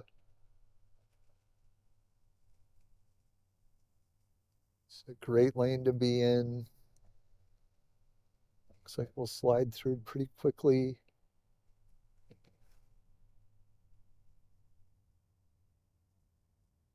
All the routes we want to take.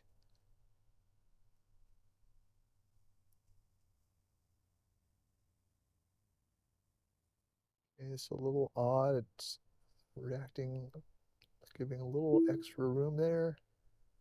I've got a little vibration of the steering wheel, which usually is like its own kind of unique little alert.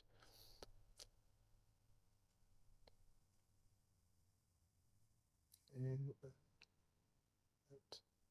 20, I think it is, for 45 minutes. That would be 2.5 minutes, right?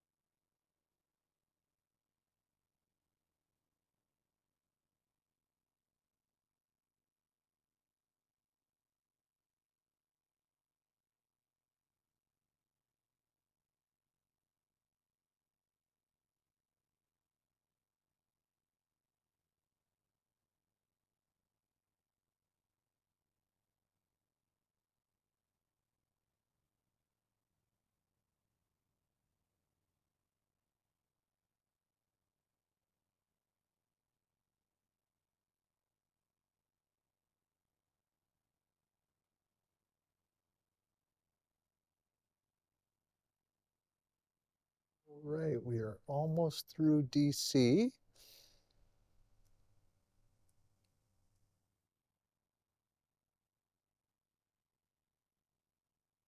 The bus is trying to barge over, so thankfully we don't have to deal with that. He's already made his aggressive move. He's probably going to go one more lane.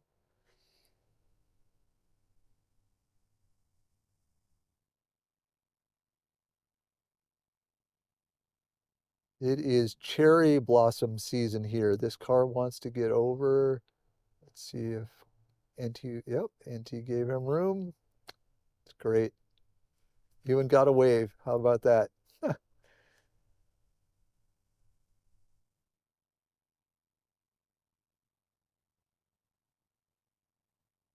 Okay, saw a flash of the turn signal, but then went on. Very nice. Okay, we are going to go across the bridge here.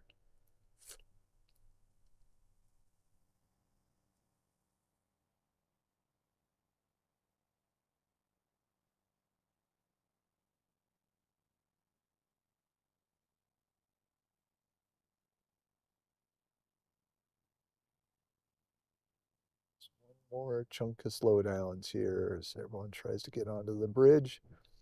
A lot of the people on the far right here end up trying to go all the way across to get to the hot lanes,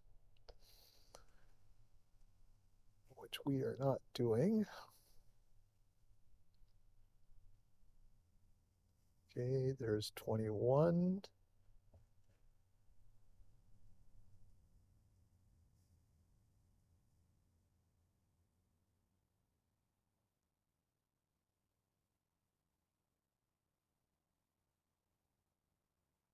Cardboard in the road. We're okay. Just missed it.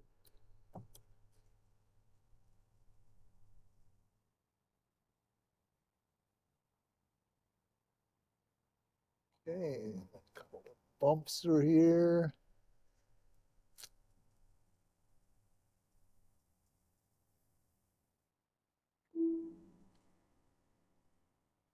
We will need to be over, but we don't have to be over right now. So the speed limit thinks it's still 40. That's probably technically correct. We are not currently impeding traffic. It will not be long before we are if we do not change speeds. We are moving over. That's good.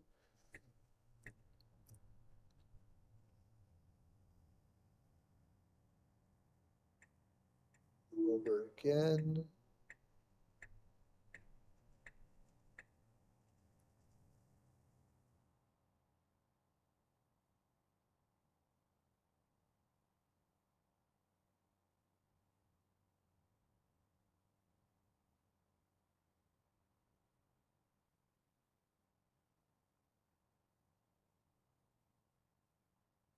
Good. This is always weird with lots of people merging in odd ways. Our exit is coming up here. There's some sort of construction up here.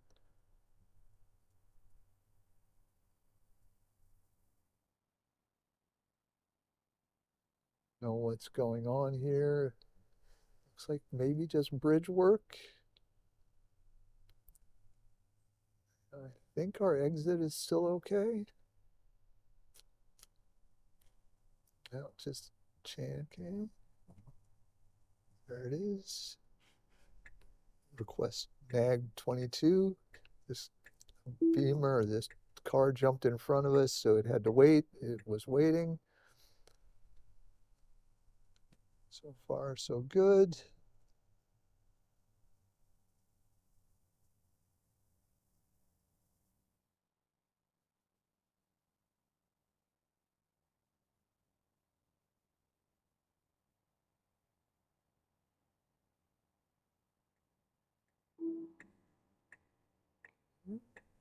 So they're good.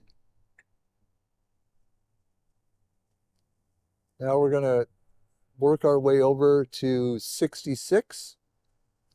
This speed is okay. If it were rush hour, we'd be run over. I've learned the trick on how to make the navigation go up 66. The navigation thinks that I-66 is HOV lanes all of the time. It is not. It is HOV lanes in certain directions at certain times of the day, and no toll and no restrictions at other times of day. But since the navigation thinks it's always HOV, you have to have HOV enabled and tolls enabled for the navigation to take you on that road.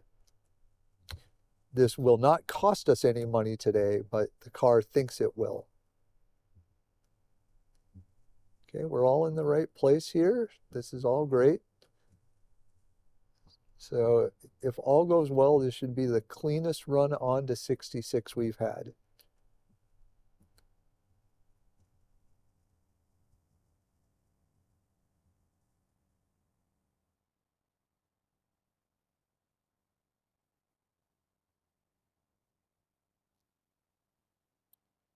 It's 23. I think that was nag 23.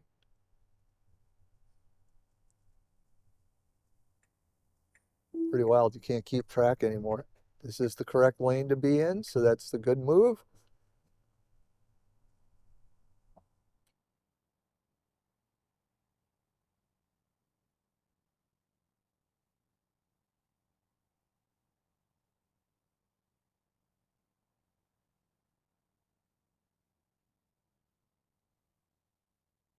If anyone feels like they have to wait to the last second and then barge over. All good here, we're just following nicely.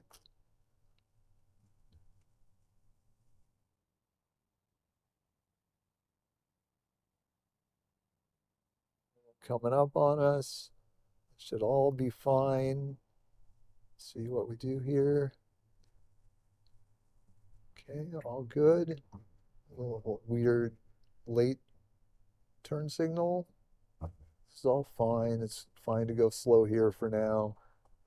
Speed's 40, 45, all good. Now it has to merge over a lane, 50, that's all good. Okay, very good. All right, now we're on 66. That was perfectly clean. We have some construction here. Will this freak it out? Be ready. Okay, there's nag 24 because of the construction. Okay, got it. Yeah, same thing. Just so that was 25. Again, the construction is really doing that in. We're all fine here. This is all good.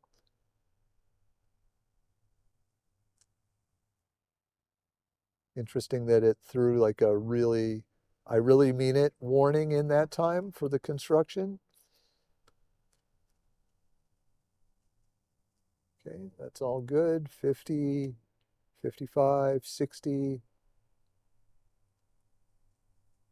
Okay, well, that's great. Now, what we have seen in the past is once traffic forces the car to change lanes into the fast lane, it will never ever get out of the fast lane on I-66. Don't know why that is. It seems to only happen inside the Beltway. But it is, so now here we are. So we're into faster lane. And historically, it will never get out of this lane again.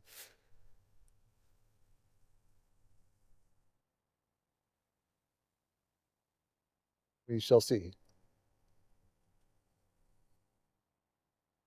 60 is not fast enough to stay in this lane.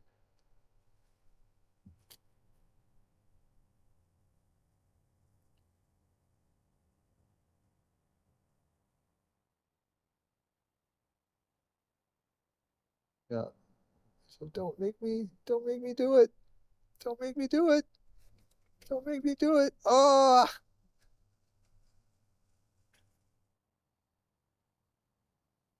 it's just gonna sit here. Okay, I'm gonna push through because I got people piling up behind me. Okay, there's neg 27, I think. So I had to intervene there because this guy didn't realize his left turn signal was on, and FSD was never going to go by him with the turn signal on. Okay, now we have the right lane free. Will it get out of the right lane? Out of the left lane? So far, no indication it'll get out of the left lane. We have this car right in front of us, got a car merging.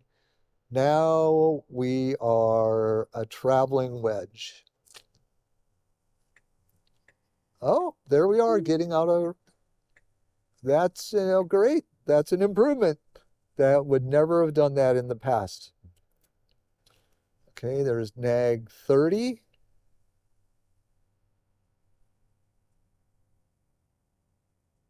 Okay, well, that was a big improvement. We stopped being a flying wedge.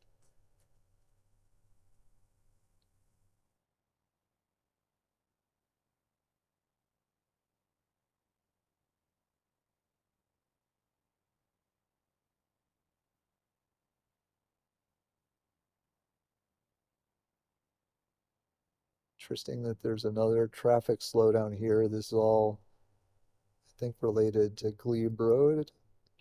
Not sure. No, that's before Glebe Road. Hmm, interesting. We'll see what's up. Maybe there was an accident or construction.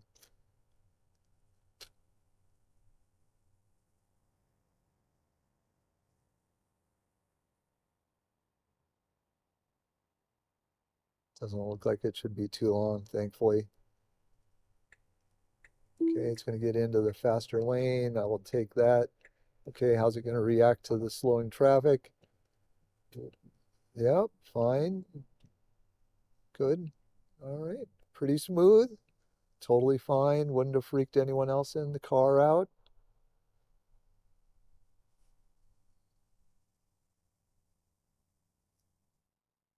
Totally fine.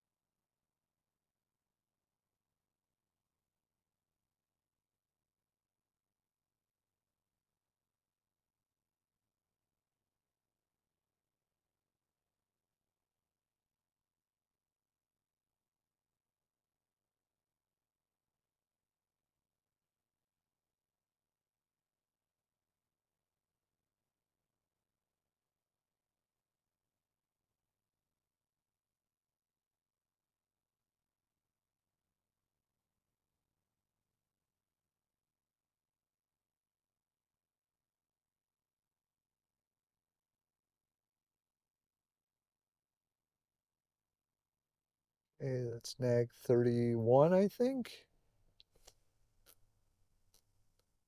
in an hour. So it's been an hour and 2 minutes. So it's a nag every 2 minutes, effectively. Think about that. I've been driving now for an hour and I had to touch the gas pedal once. That's it.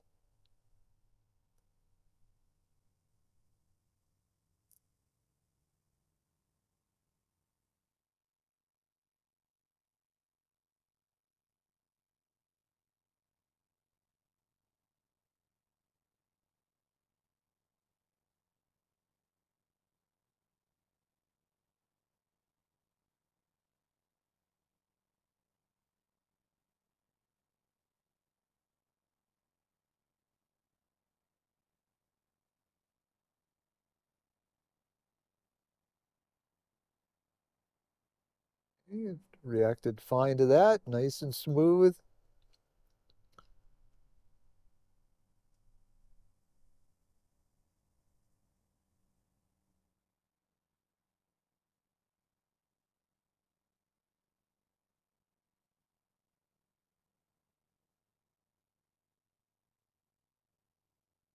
Almost through this lane on the far right ends. And so people just jam up and of course, come over at the last second. That's what the just normal rush hour kind of traffic scenario. Courteousness be damned. Me first.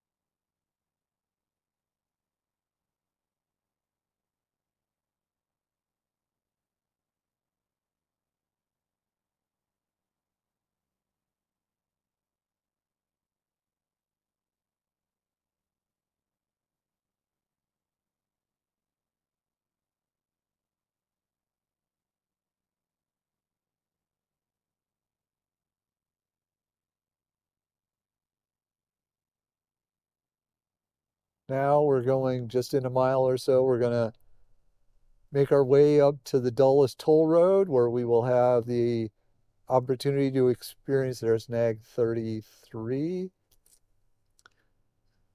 where we will have the opportunity to experience two toll gates, one which we can both go through both of them.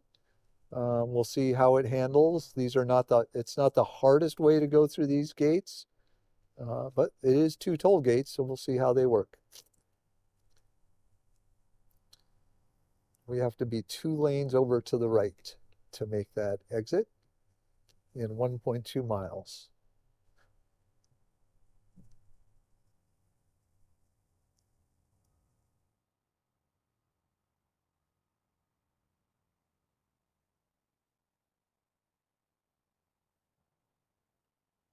What's it gonna do here? There's got a gap if it wants.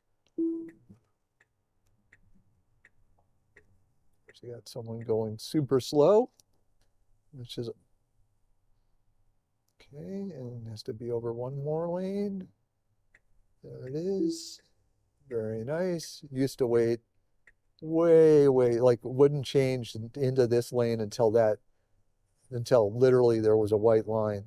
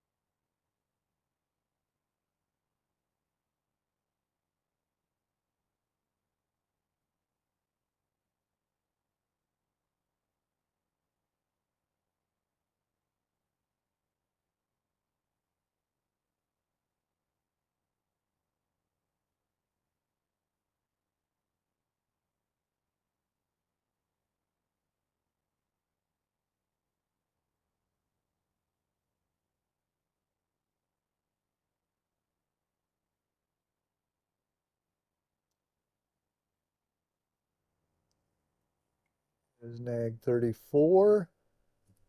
We should move over here. We currently are not. We're stuck here. People are piling up behind us. As soon as we get, I am going to go ahead and move over.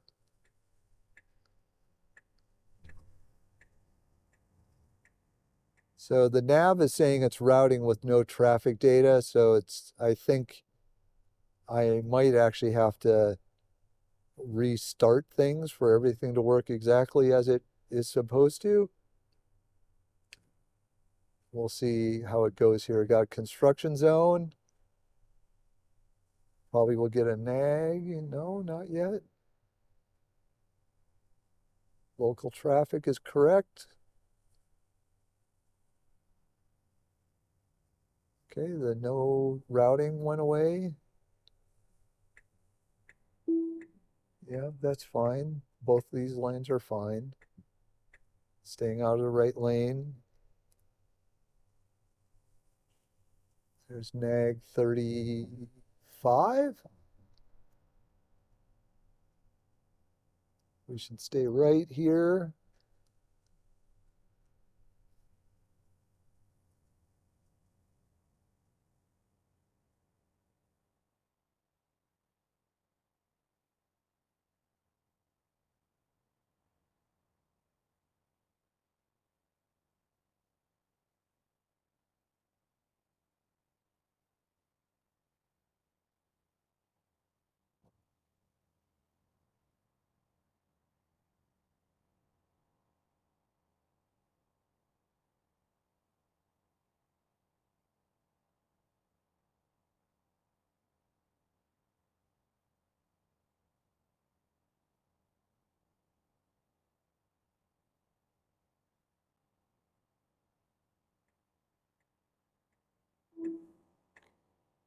Good.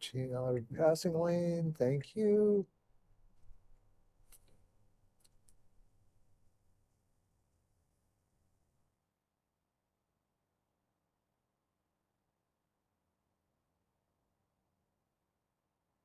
Ag 36.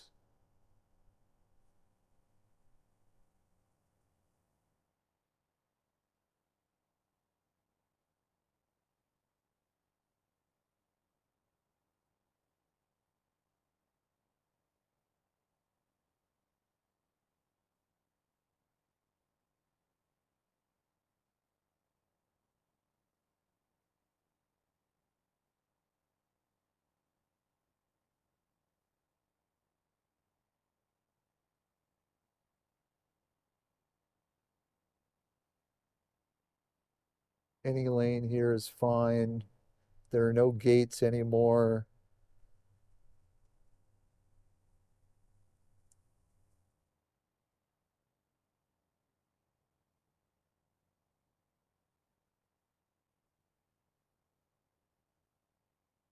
No one really slows down much. I still don't like going through here full tilt. But let's see what things happen here. I'll let it.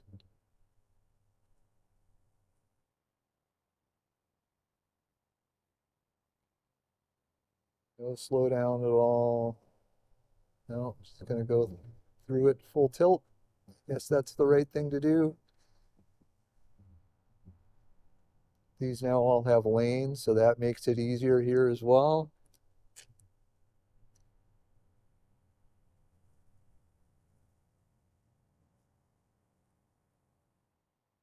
Been able to get through that toll booth, in quite a few versions, but it's gotten very confident now. It's just doesn't even hesitate through there.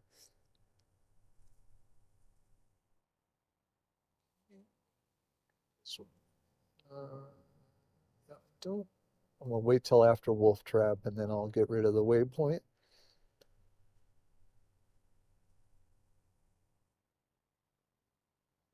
38.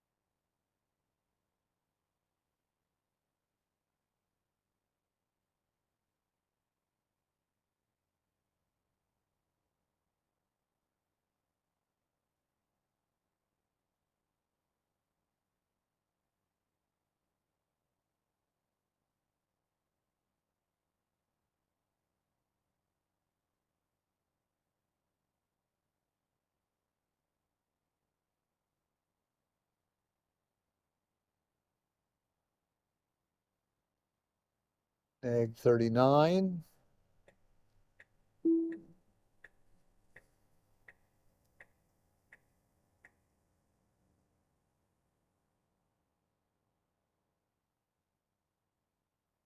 All right, we're coming up to the exit here.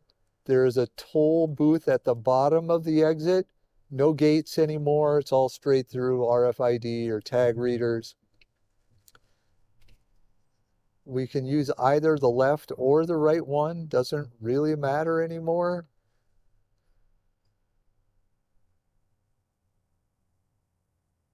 So this challenge has actually gotten easier since I first did it because it used to have gates on the right and you had to use the left if you had a toll reader. And so it's a little easier now, but it still can get messed up.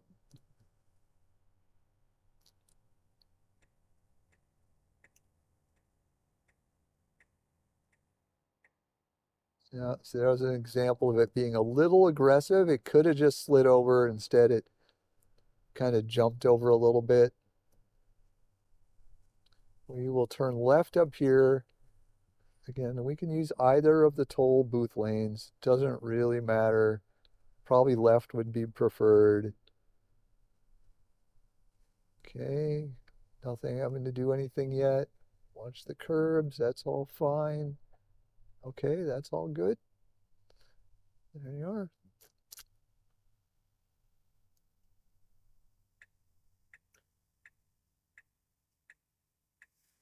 Should be able to get rid of this one. No, no, no, no. Can't yet.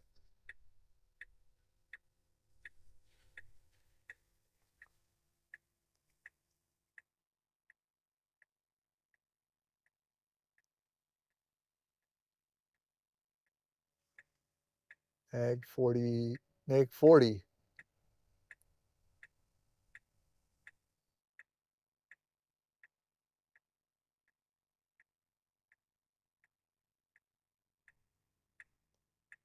Okay, it can't see the light right now, and there it's red. So that school bus took forever.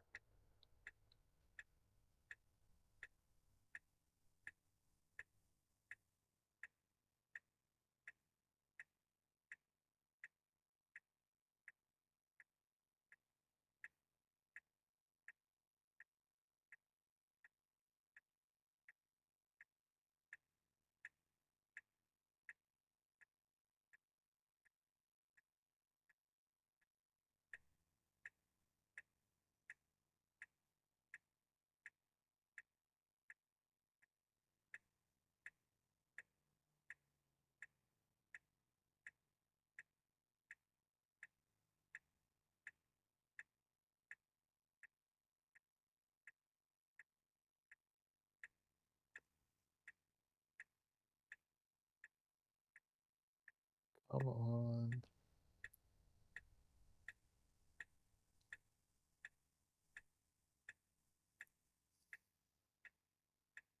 It kind of sucks these days.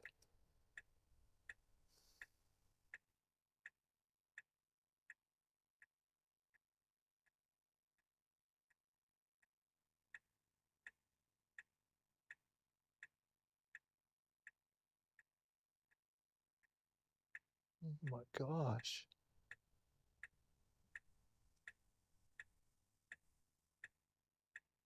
There we go. Oh,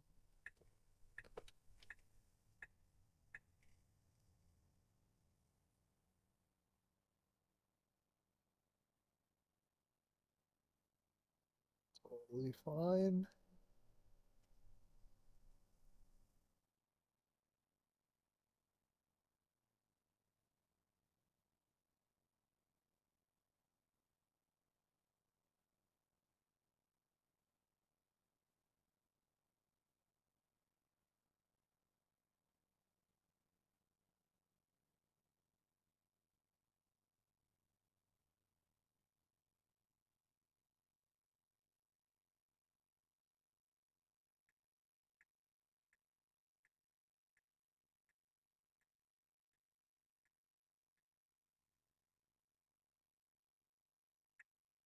Yep.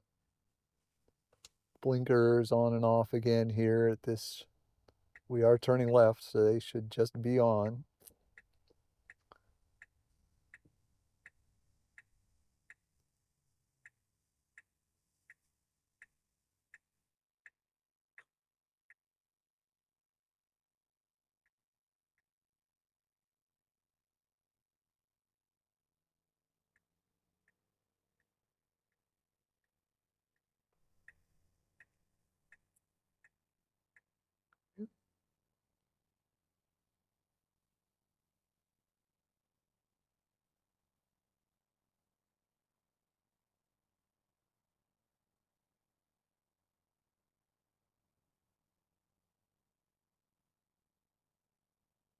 Very comfortable around that corner. Okay, I'll get rid of the waypoint now.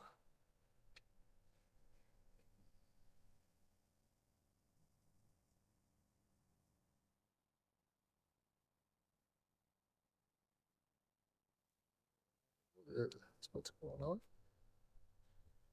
Should work. There we go. Okay, coming right up here, we have a very blind bike path crossing, and bicyclists are flying up there. Obviously, they have right of way in as much as they always have right of way, but it can be pretty awkward. We're doing close to 40 miles an hour. Here it is, we've got school bus stop when turning vehicles, and it's right up by that house, if I remember right. So here we are with the school bus crossing, or here's the crossings, the warnings. No one's coming at the moment. It's always so scary, because the hardcore bicyclists just, they want to just fly. There's 42, I think that is.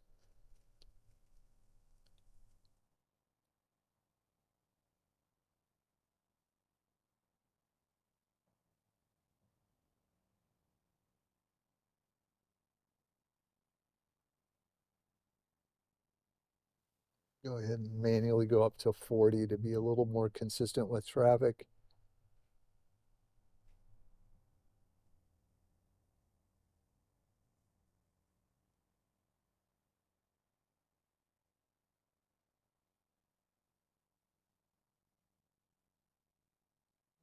A little slowdown to just be careful over that knoll. That was totally fine with me.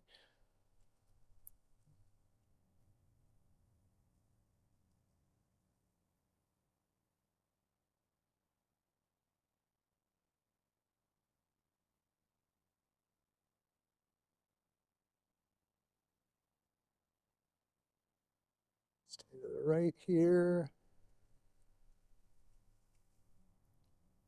Okay, no, nice quick reaction to that yellow.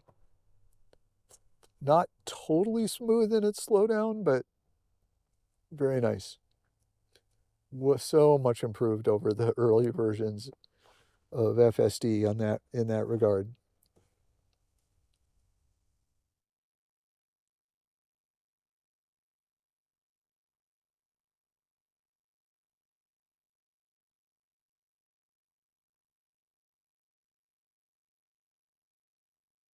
Next up is going to be a little traffic circle,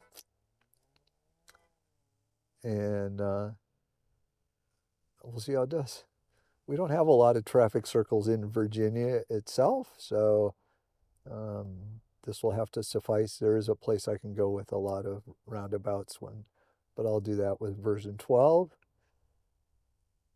It looks like version 12 is really good with roundabouts.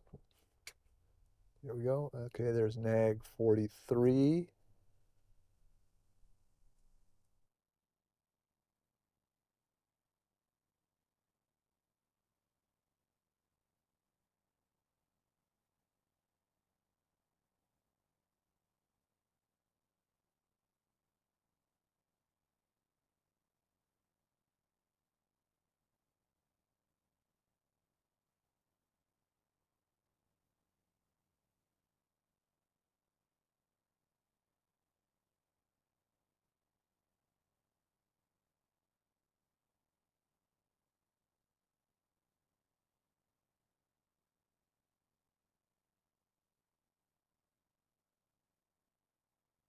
This is all just a nice little rural road.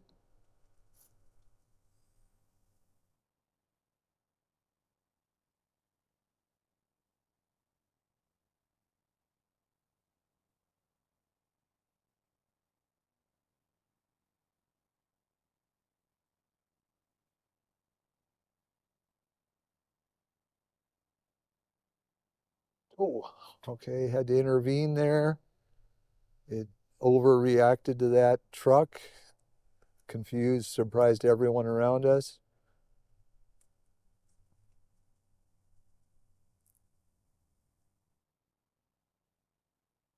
Bicyclist on our right here. Let's see how it reacts to that.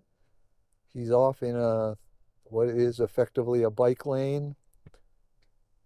FSD is slowing down, giving a little room.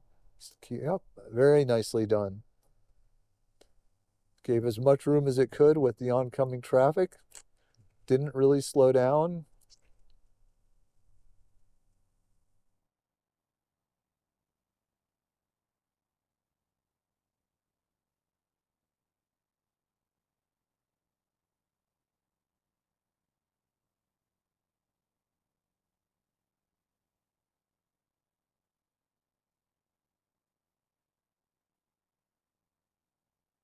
Yeah, that's what I like so much about this 100+ mile route. It's about 103 miles now, I think.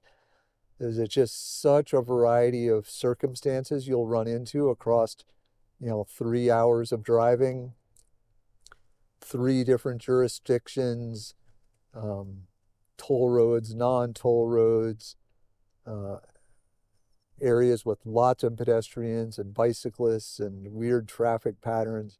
It's NAG 44.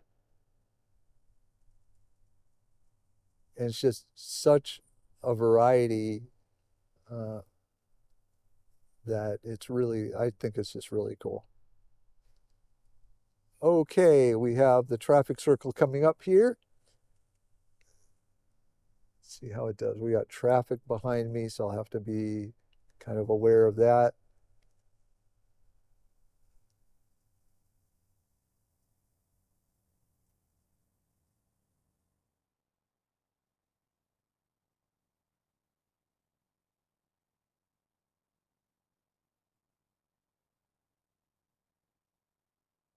Okay, how are we doing here? So far, so good. The van will be through before we get there, or maybe they won't. Jeez, they're going nice and slow. Okay, so far, so good. It looks good. It feels good. Very nice. Okay, perfect. All right, that was perfect. Wow. Won't be long before I can do the entire 100 miles without a disengagement.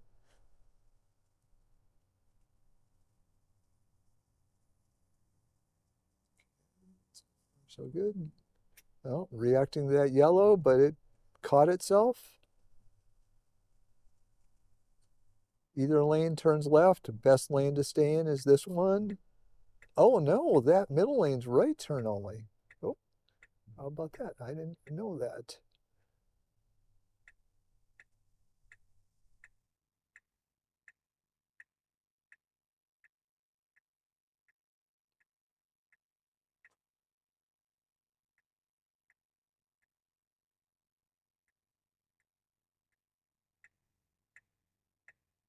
So far, so good.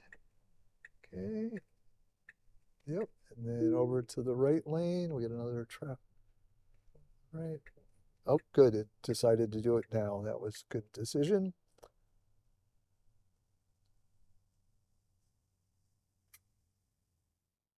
All right.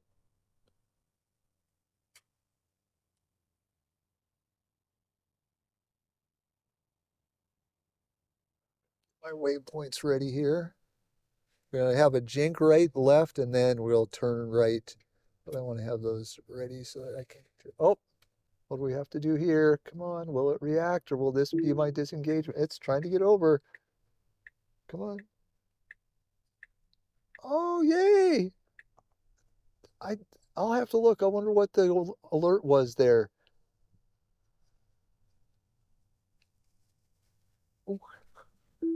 Oh, just freaked out around people. Okay, there was my disengagement.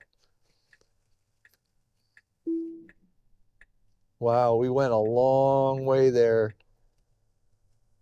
I'm really curious as to how far that was without a disengagement. Oh, come on. Yes, yes. Okay, I had to use the accelerator there.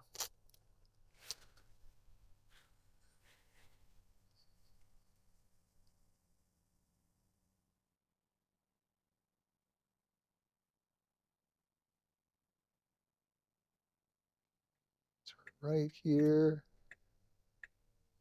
Good. The waypoint. Perfect. People and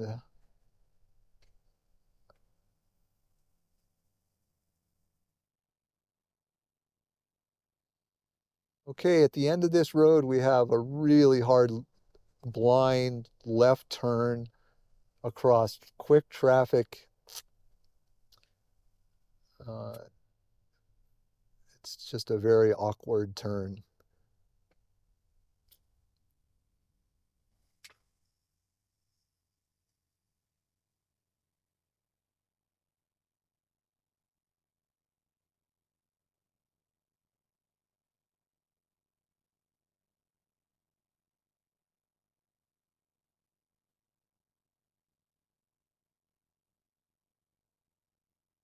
FSD has actually been able to accomplish this turn a fair bit, which has always surprised me, but let's see how we do today. So we've got our left turn signal. We have no opposing traffic today. We do have a parked car over there though. Okay, it's gonna have to now creep out to see. We've got some traffic coming. Clear, looks pretty clear to me. All right, there you go. Wow, super cool. That's super cool that it could do that. Okay, now we go down to through some traffic signals that have regularly caused FSD a lot of heartburn. I don't know exactly what it is about their structure, but it definitely is a problem. I hear sirens. Can't tell which way they're coming from or going to. Okay, we got our light here. Seems like they're getting closer.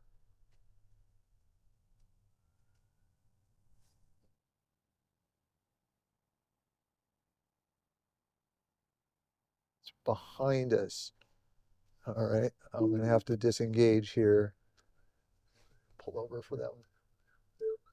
Pull over for emergency ambulance with sirens on.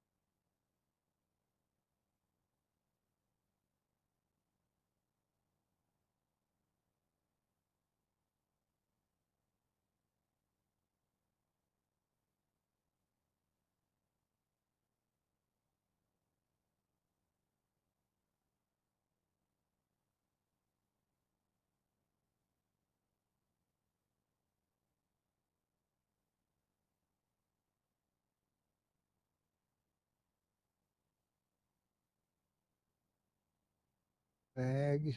I won't start counting now because we already got our big run. So we will need to be in the left lane in a very short amount of time. After this traffic light, we really need to be moving over to the left.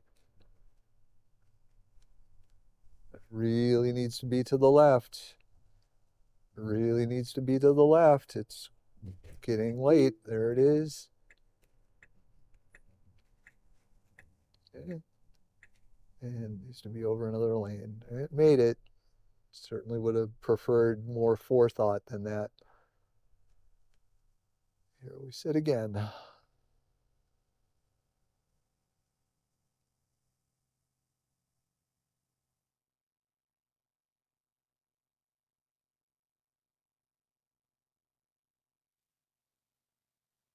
And we're preconditioning.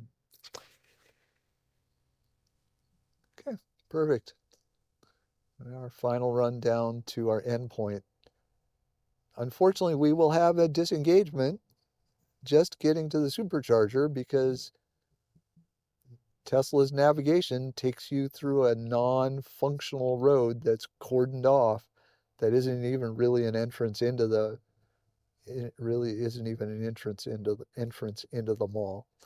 So just before that supercharger, well, we will have a disengagement, sadly.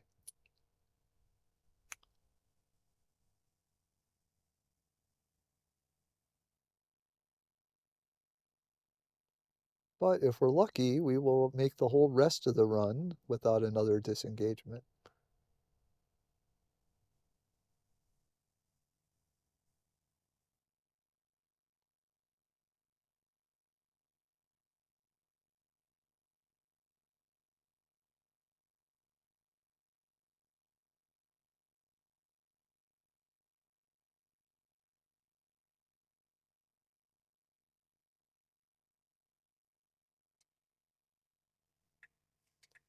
Okay, well, it's a little freaking out there a little bit for some reason. Oh, maybe because of the net. Oh, that sucks.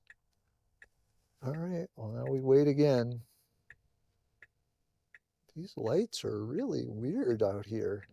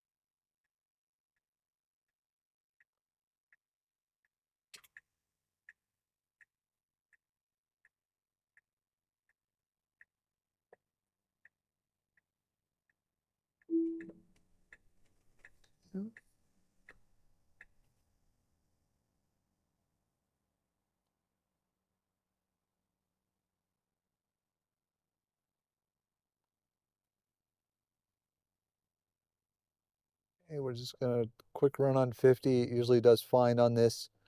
It has had trouble getting onto 495 from here. So we'll see how we do today in that merge.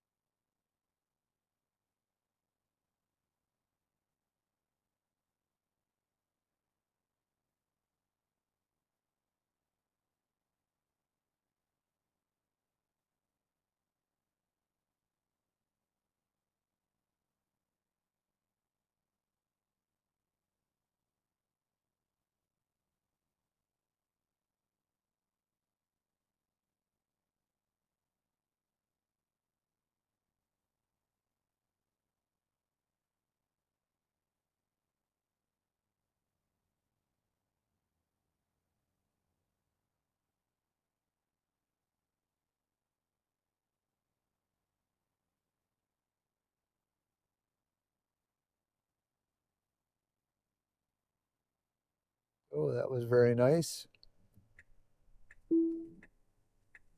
Good.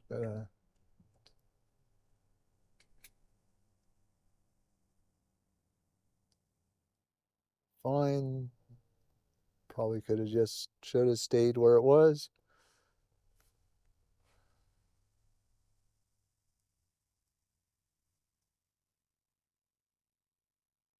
Not like you're really going to get anywhere any faster on this road by zigzagging in and out of lanes.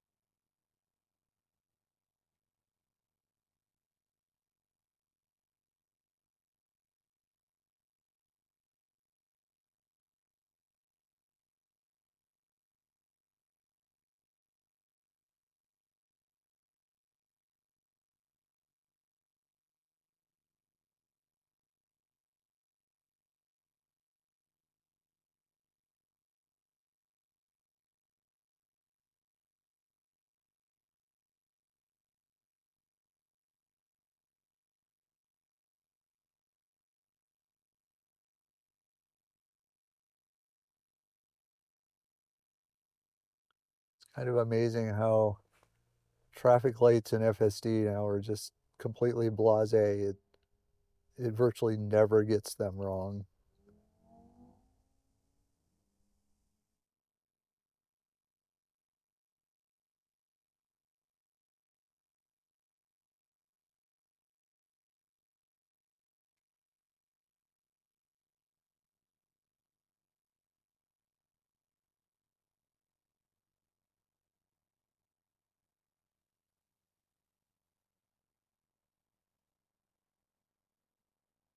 Right? It really should be over. It's got to be over 3 lanes.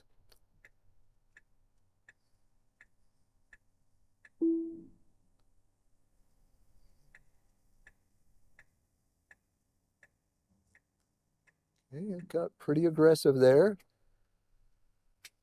Oh, it's getting a little lucky. The van cleared out of the way, but it had room.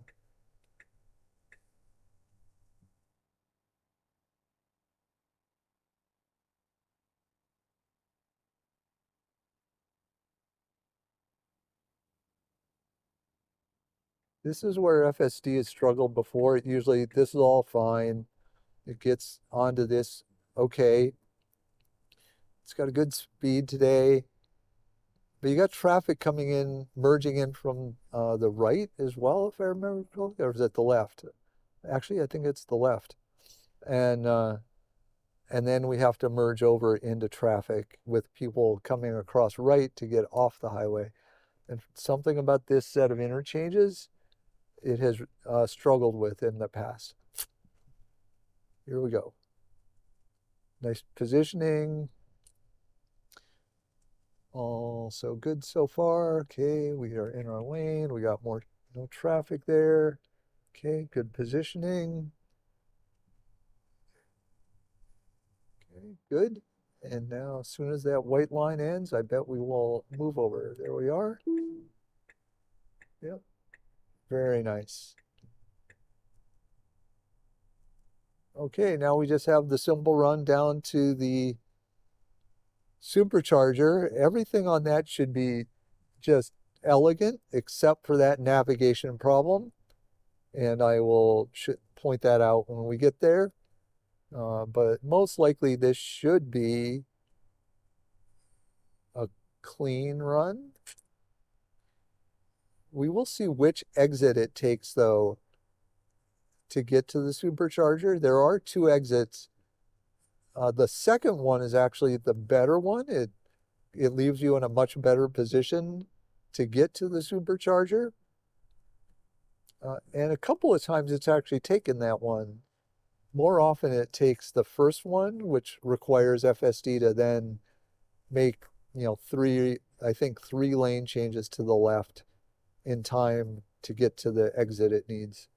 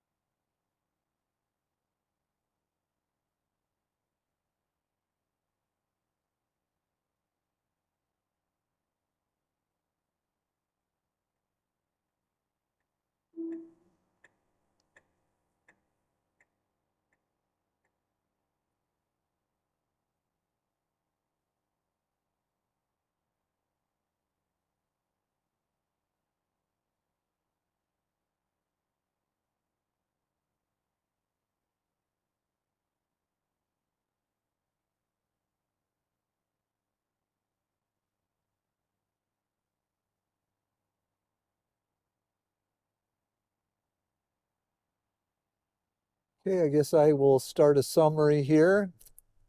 I forget all the disengagements and interventions. I'll have to get those later.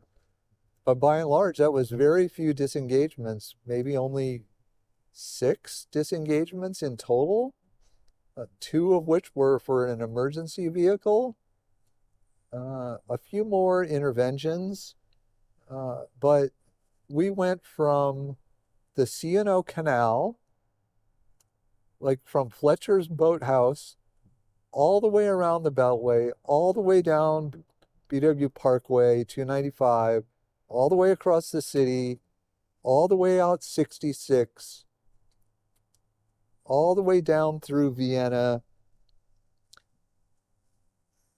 all the way, and then without a disengagement, something like 44 nags worth of non-disengagement driving, almost an hour and a half of time, I think it was, which is just extraordinary. Um, a lot of it was highway, but still, it was unbelievable to do that across that much time, odd traffic situations, all very smooth overall. No real significant complaints about smoothness. So I can't wait to experience this on V12. And a zero disengagement drive is most definitely possible. It survived many of the challenges that have tripped up FSD before. So we are going to take the first exit. That second east 644 would be the better route to take, the exit to take. Lots of people do this, or not unusual. But once again, the nav chose the less effective and the less easy uh, path to get where it needs to get. As soon as we get down here, it has to go across, it has to go across 3 lanes to the left. And if there's any traffic, it can struggle to do it. So let's see how we do here. That other one drops you right into the correct lane. No lane changes necessary. Okay, here's the first. Here's the second. Oh, pretty aggressive. That's nice. And it's got one more to do. Fast moving traffic. And there's the third. Okay. All right. Well, it did it fine. Again, it made it harder on itself than it had to.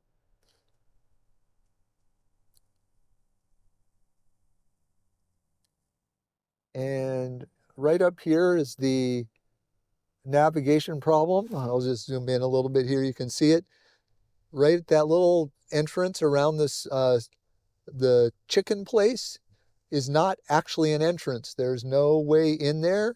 There are Jersey barriers there. It's not actually supposed to be a route in. So we will have to disengage there because that is not an acceptable way into the mall.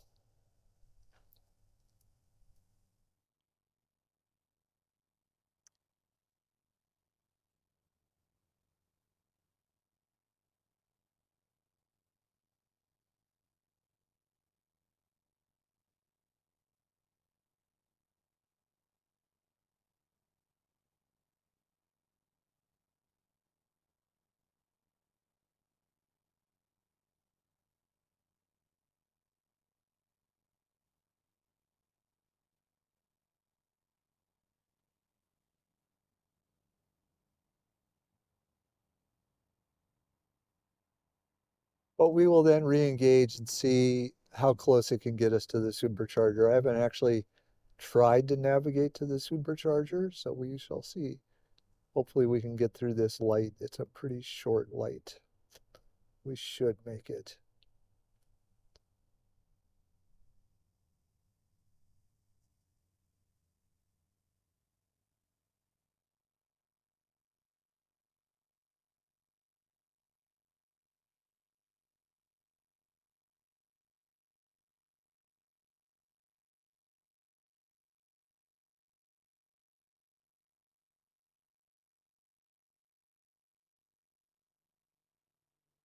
Hey, green light. Come on, folks. Let's go. Let's go. This is a short light.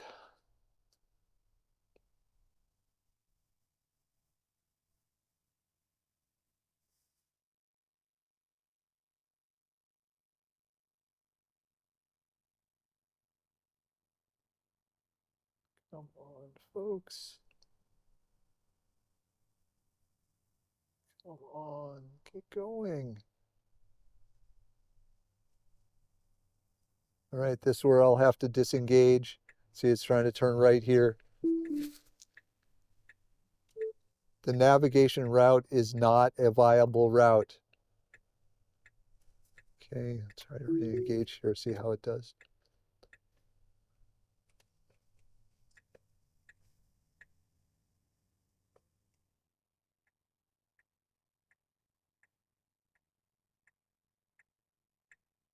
Okay.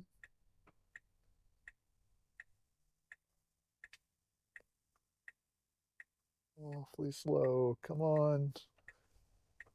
Ugh. Okay, it has us going to the right place.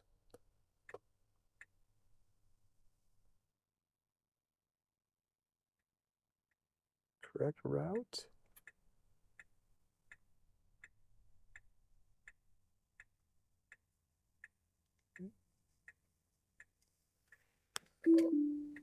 It is definitely not acting right. Traffic everywhere. Okay, so it can't quite get us there yet.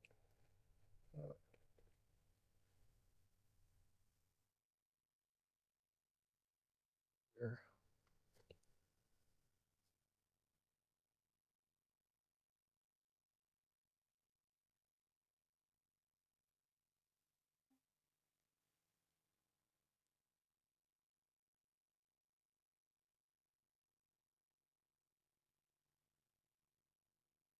All right, thank you for joining me on the final run of a heuristic-based FSD. The next run will be on V12, and we'll see if we can get closer to a zero disengagement and zero intervention drive around more than 100 miles through DC, Maryland, and Virginia. All right, thanks so much for joining me. GoPro, stop recording.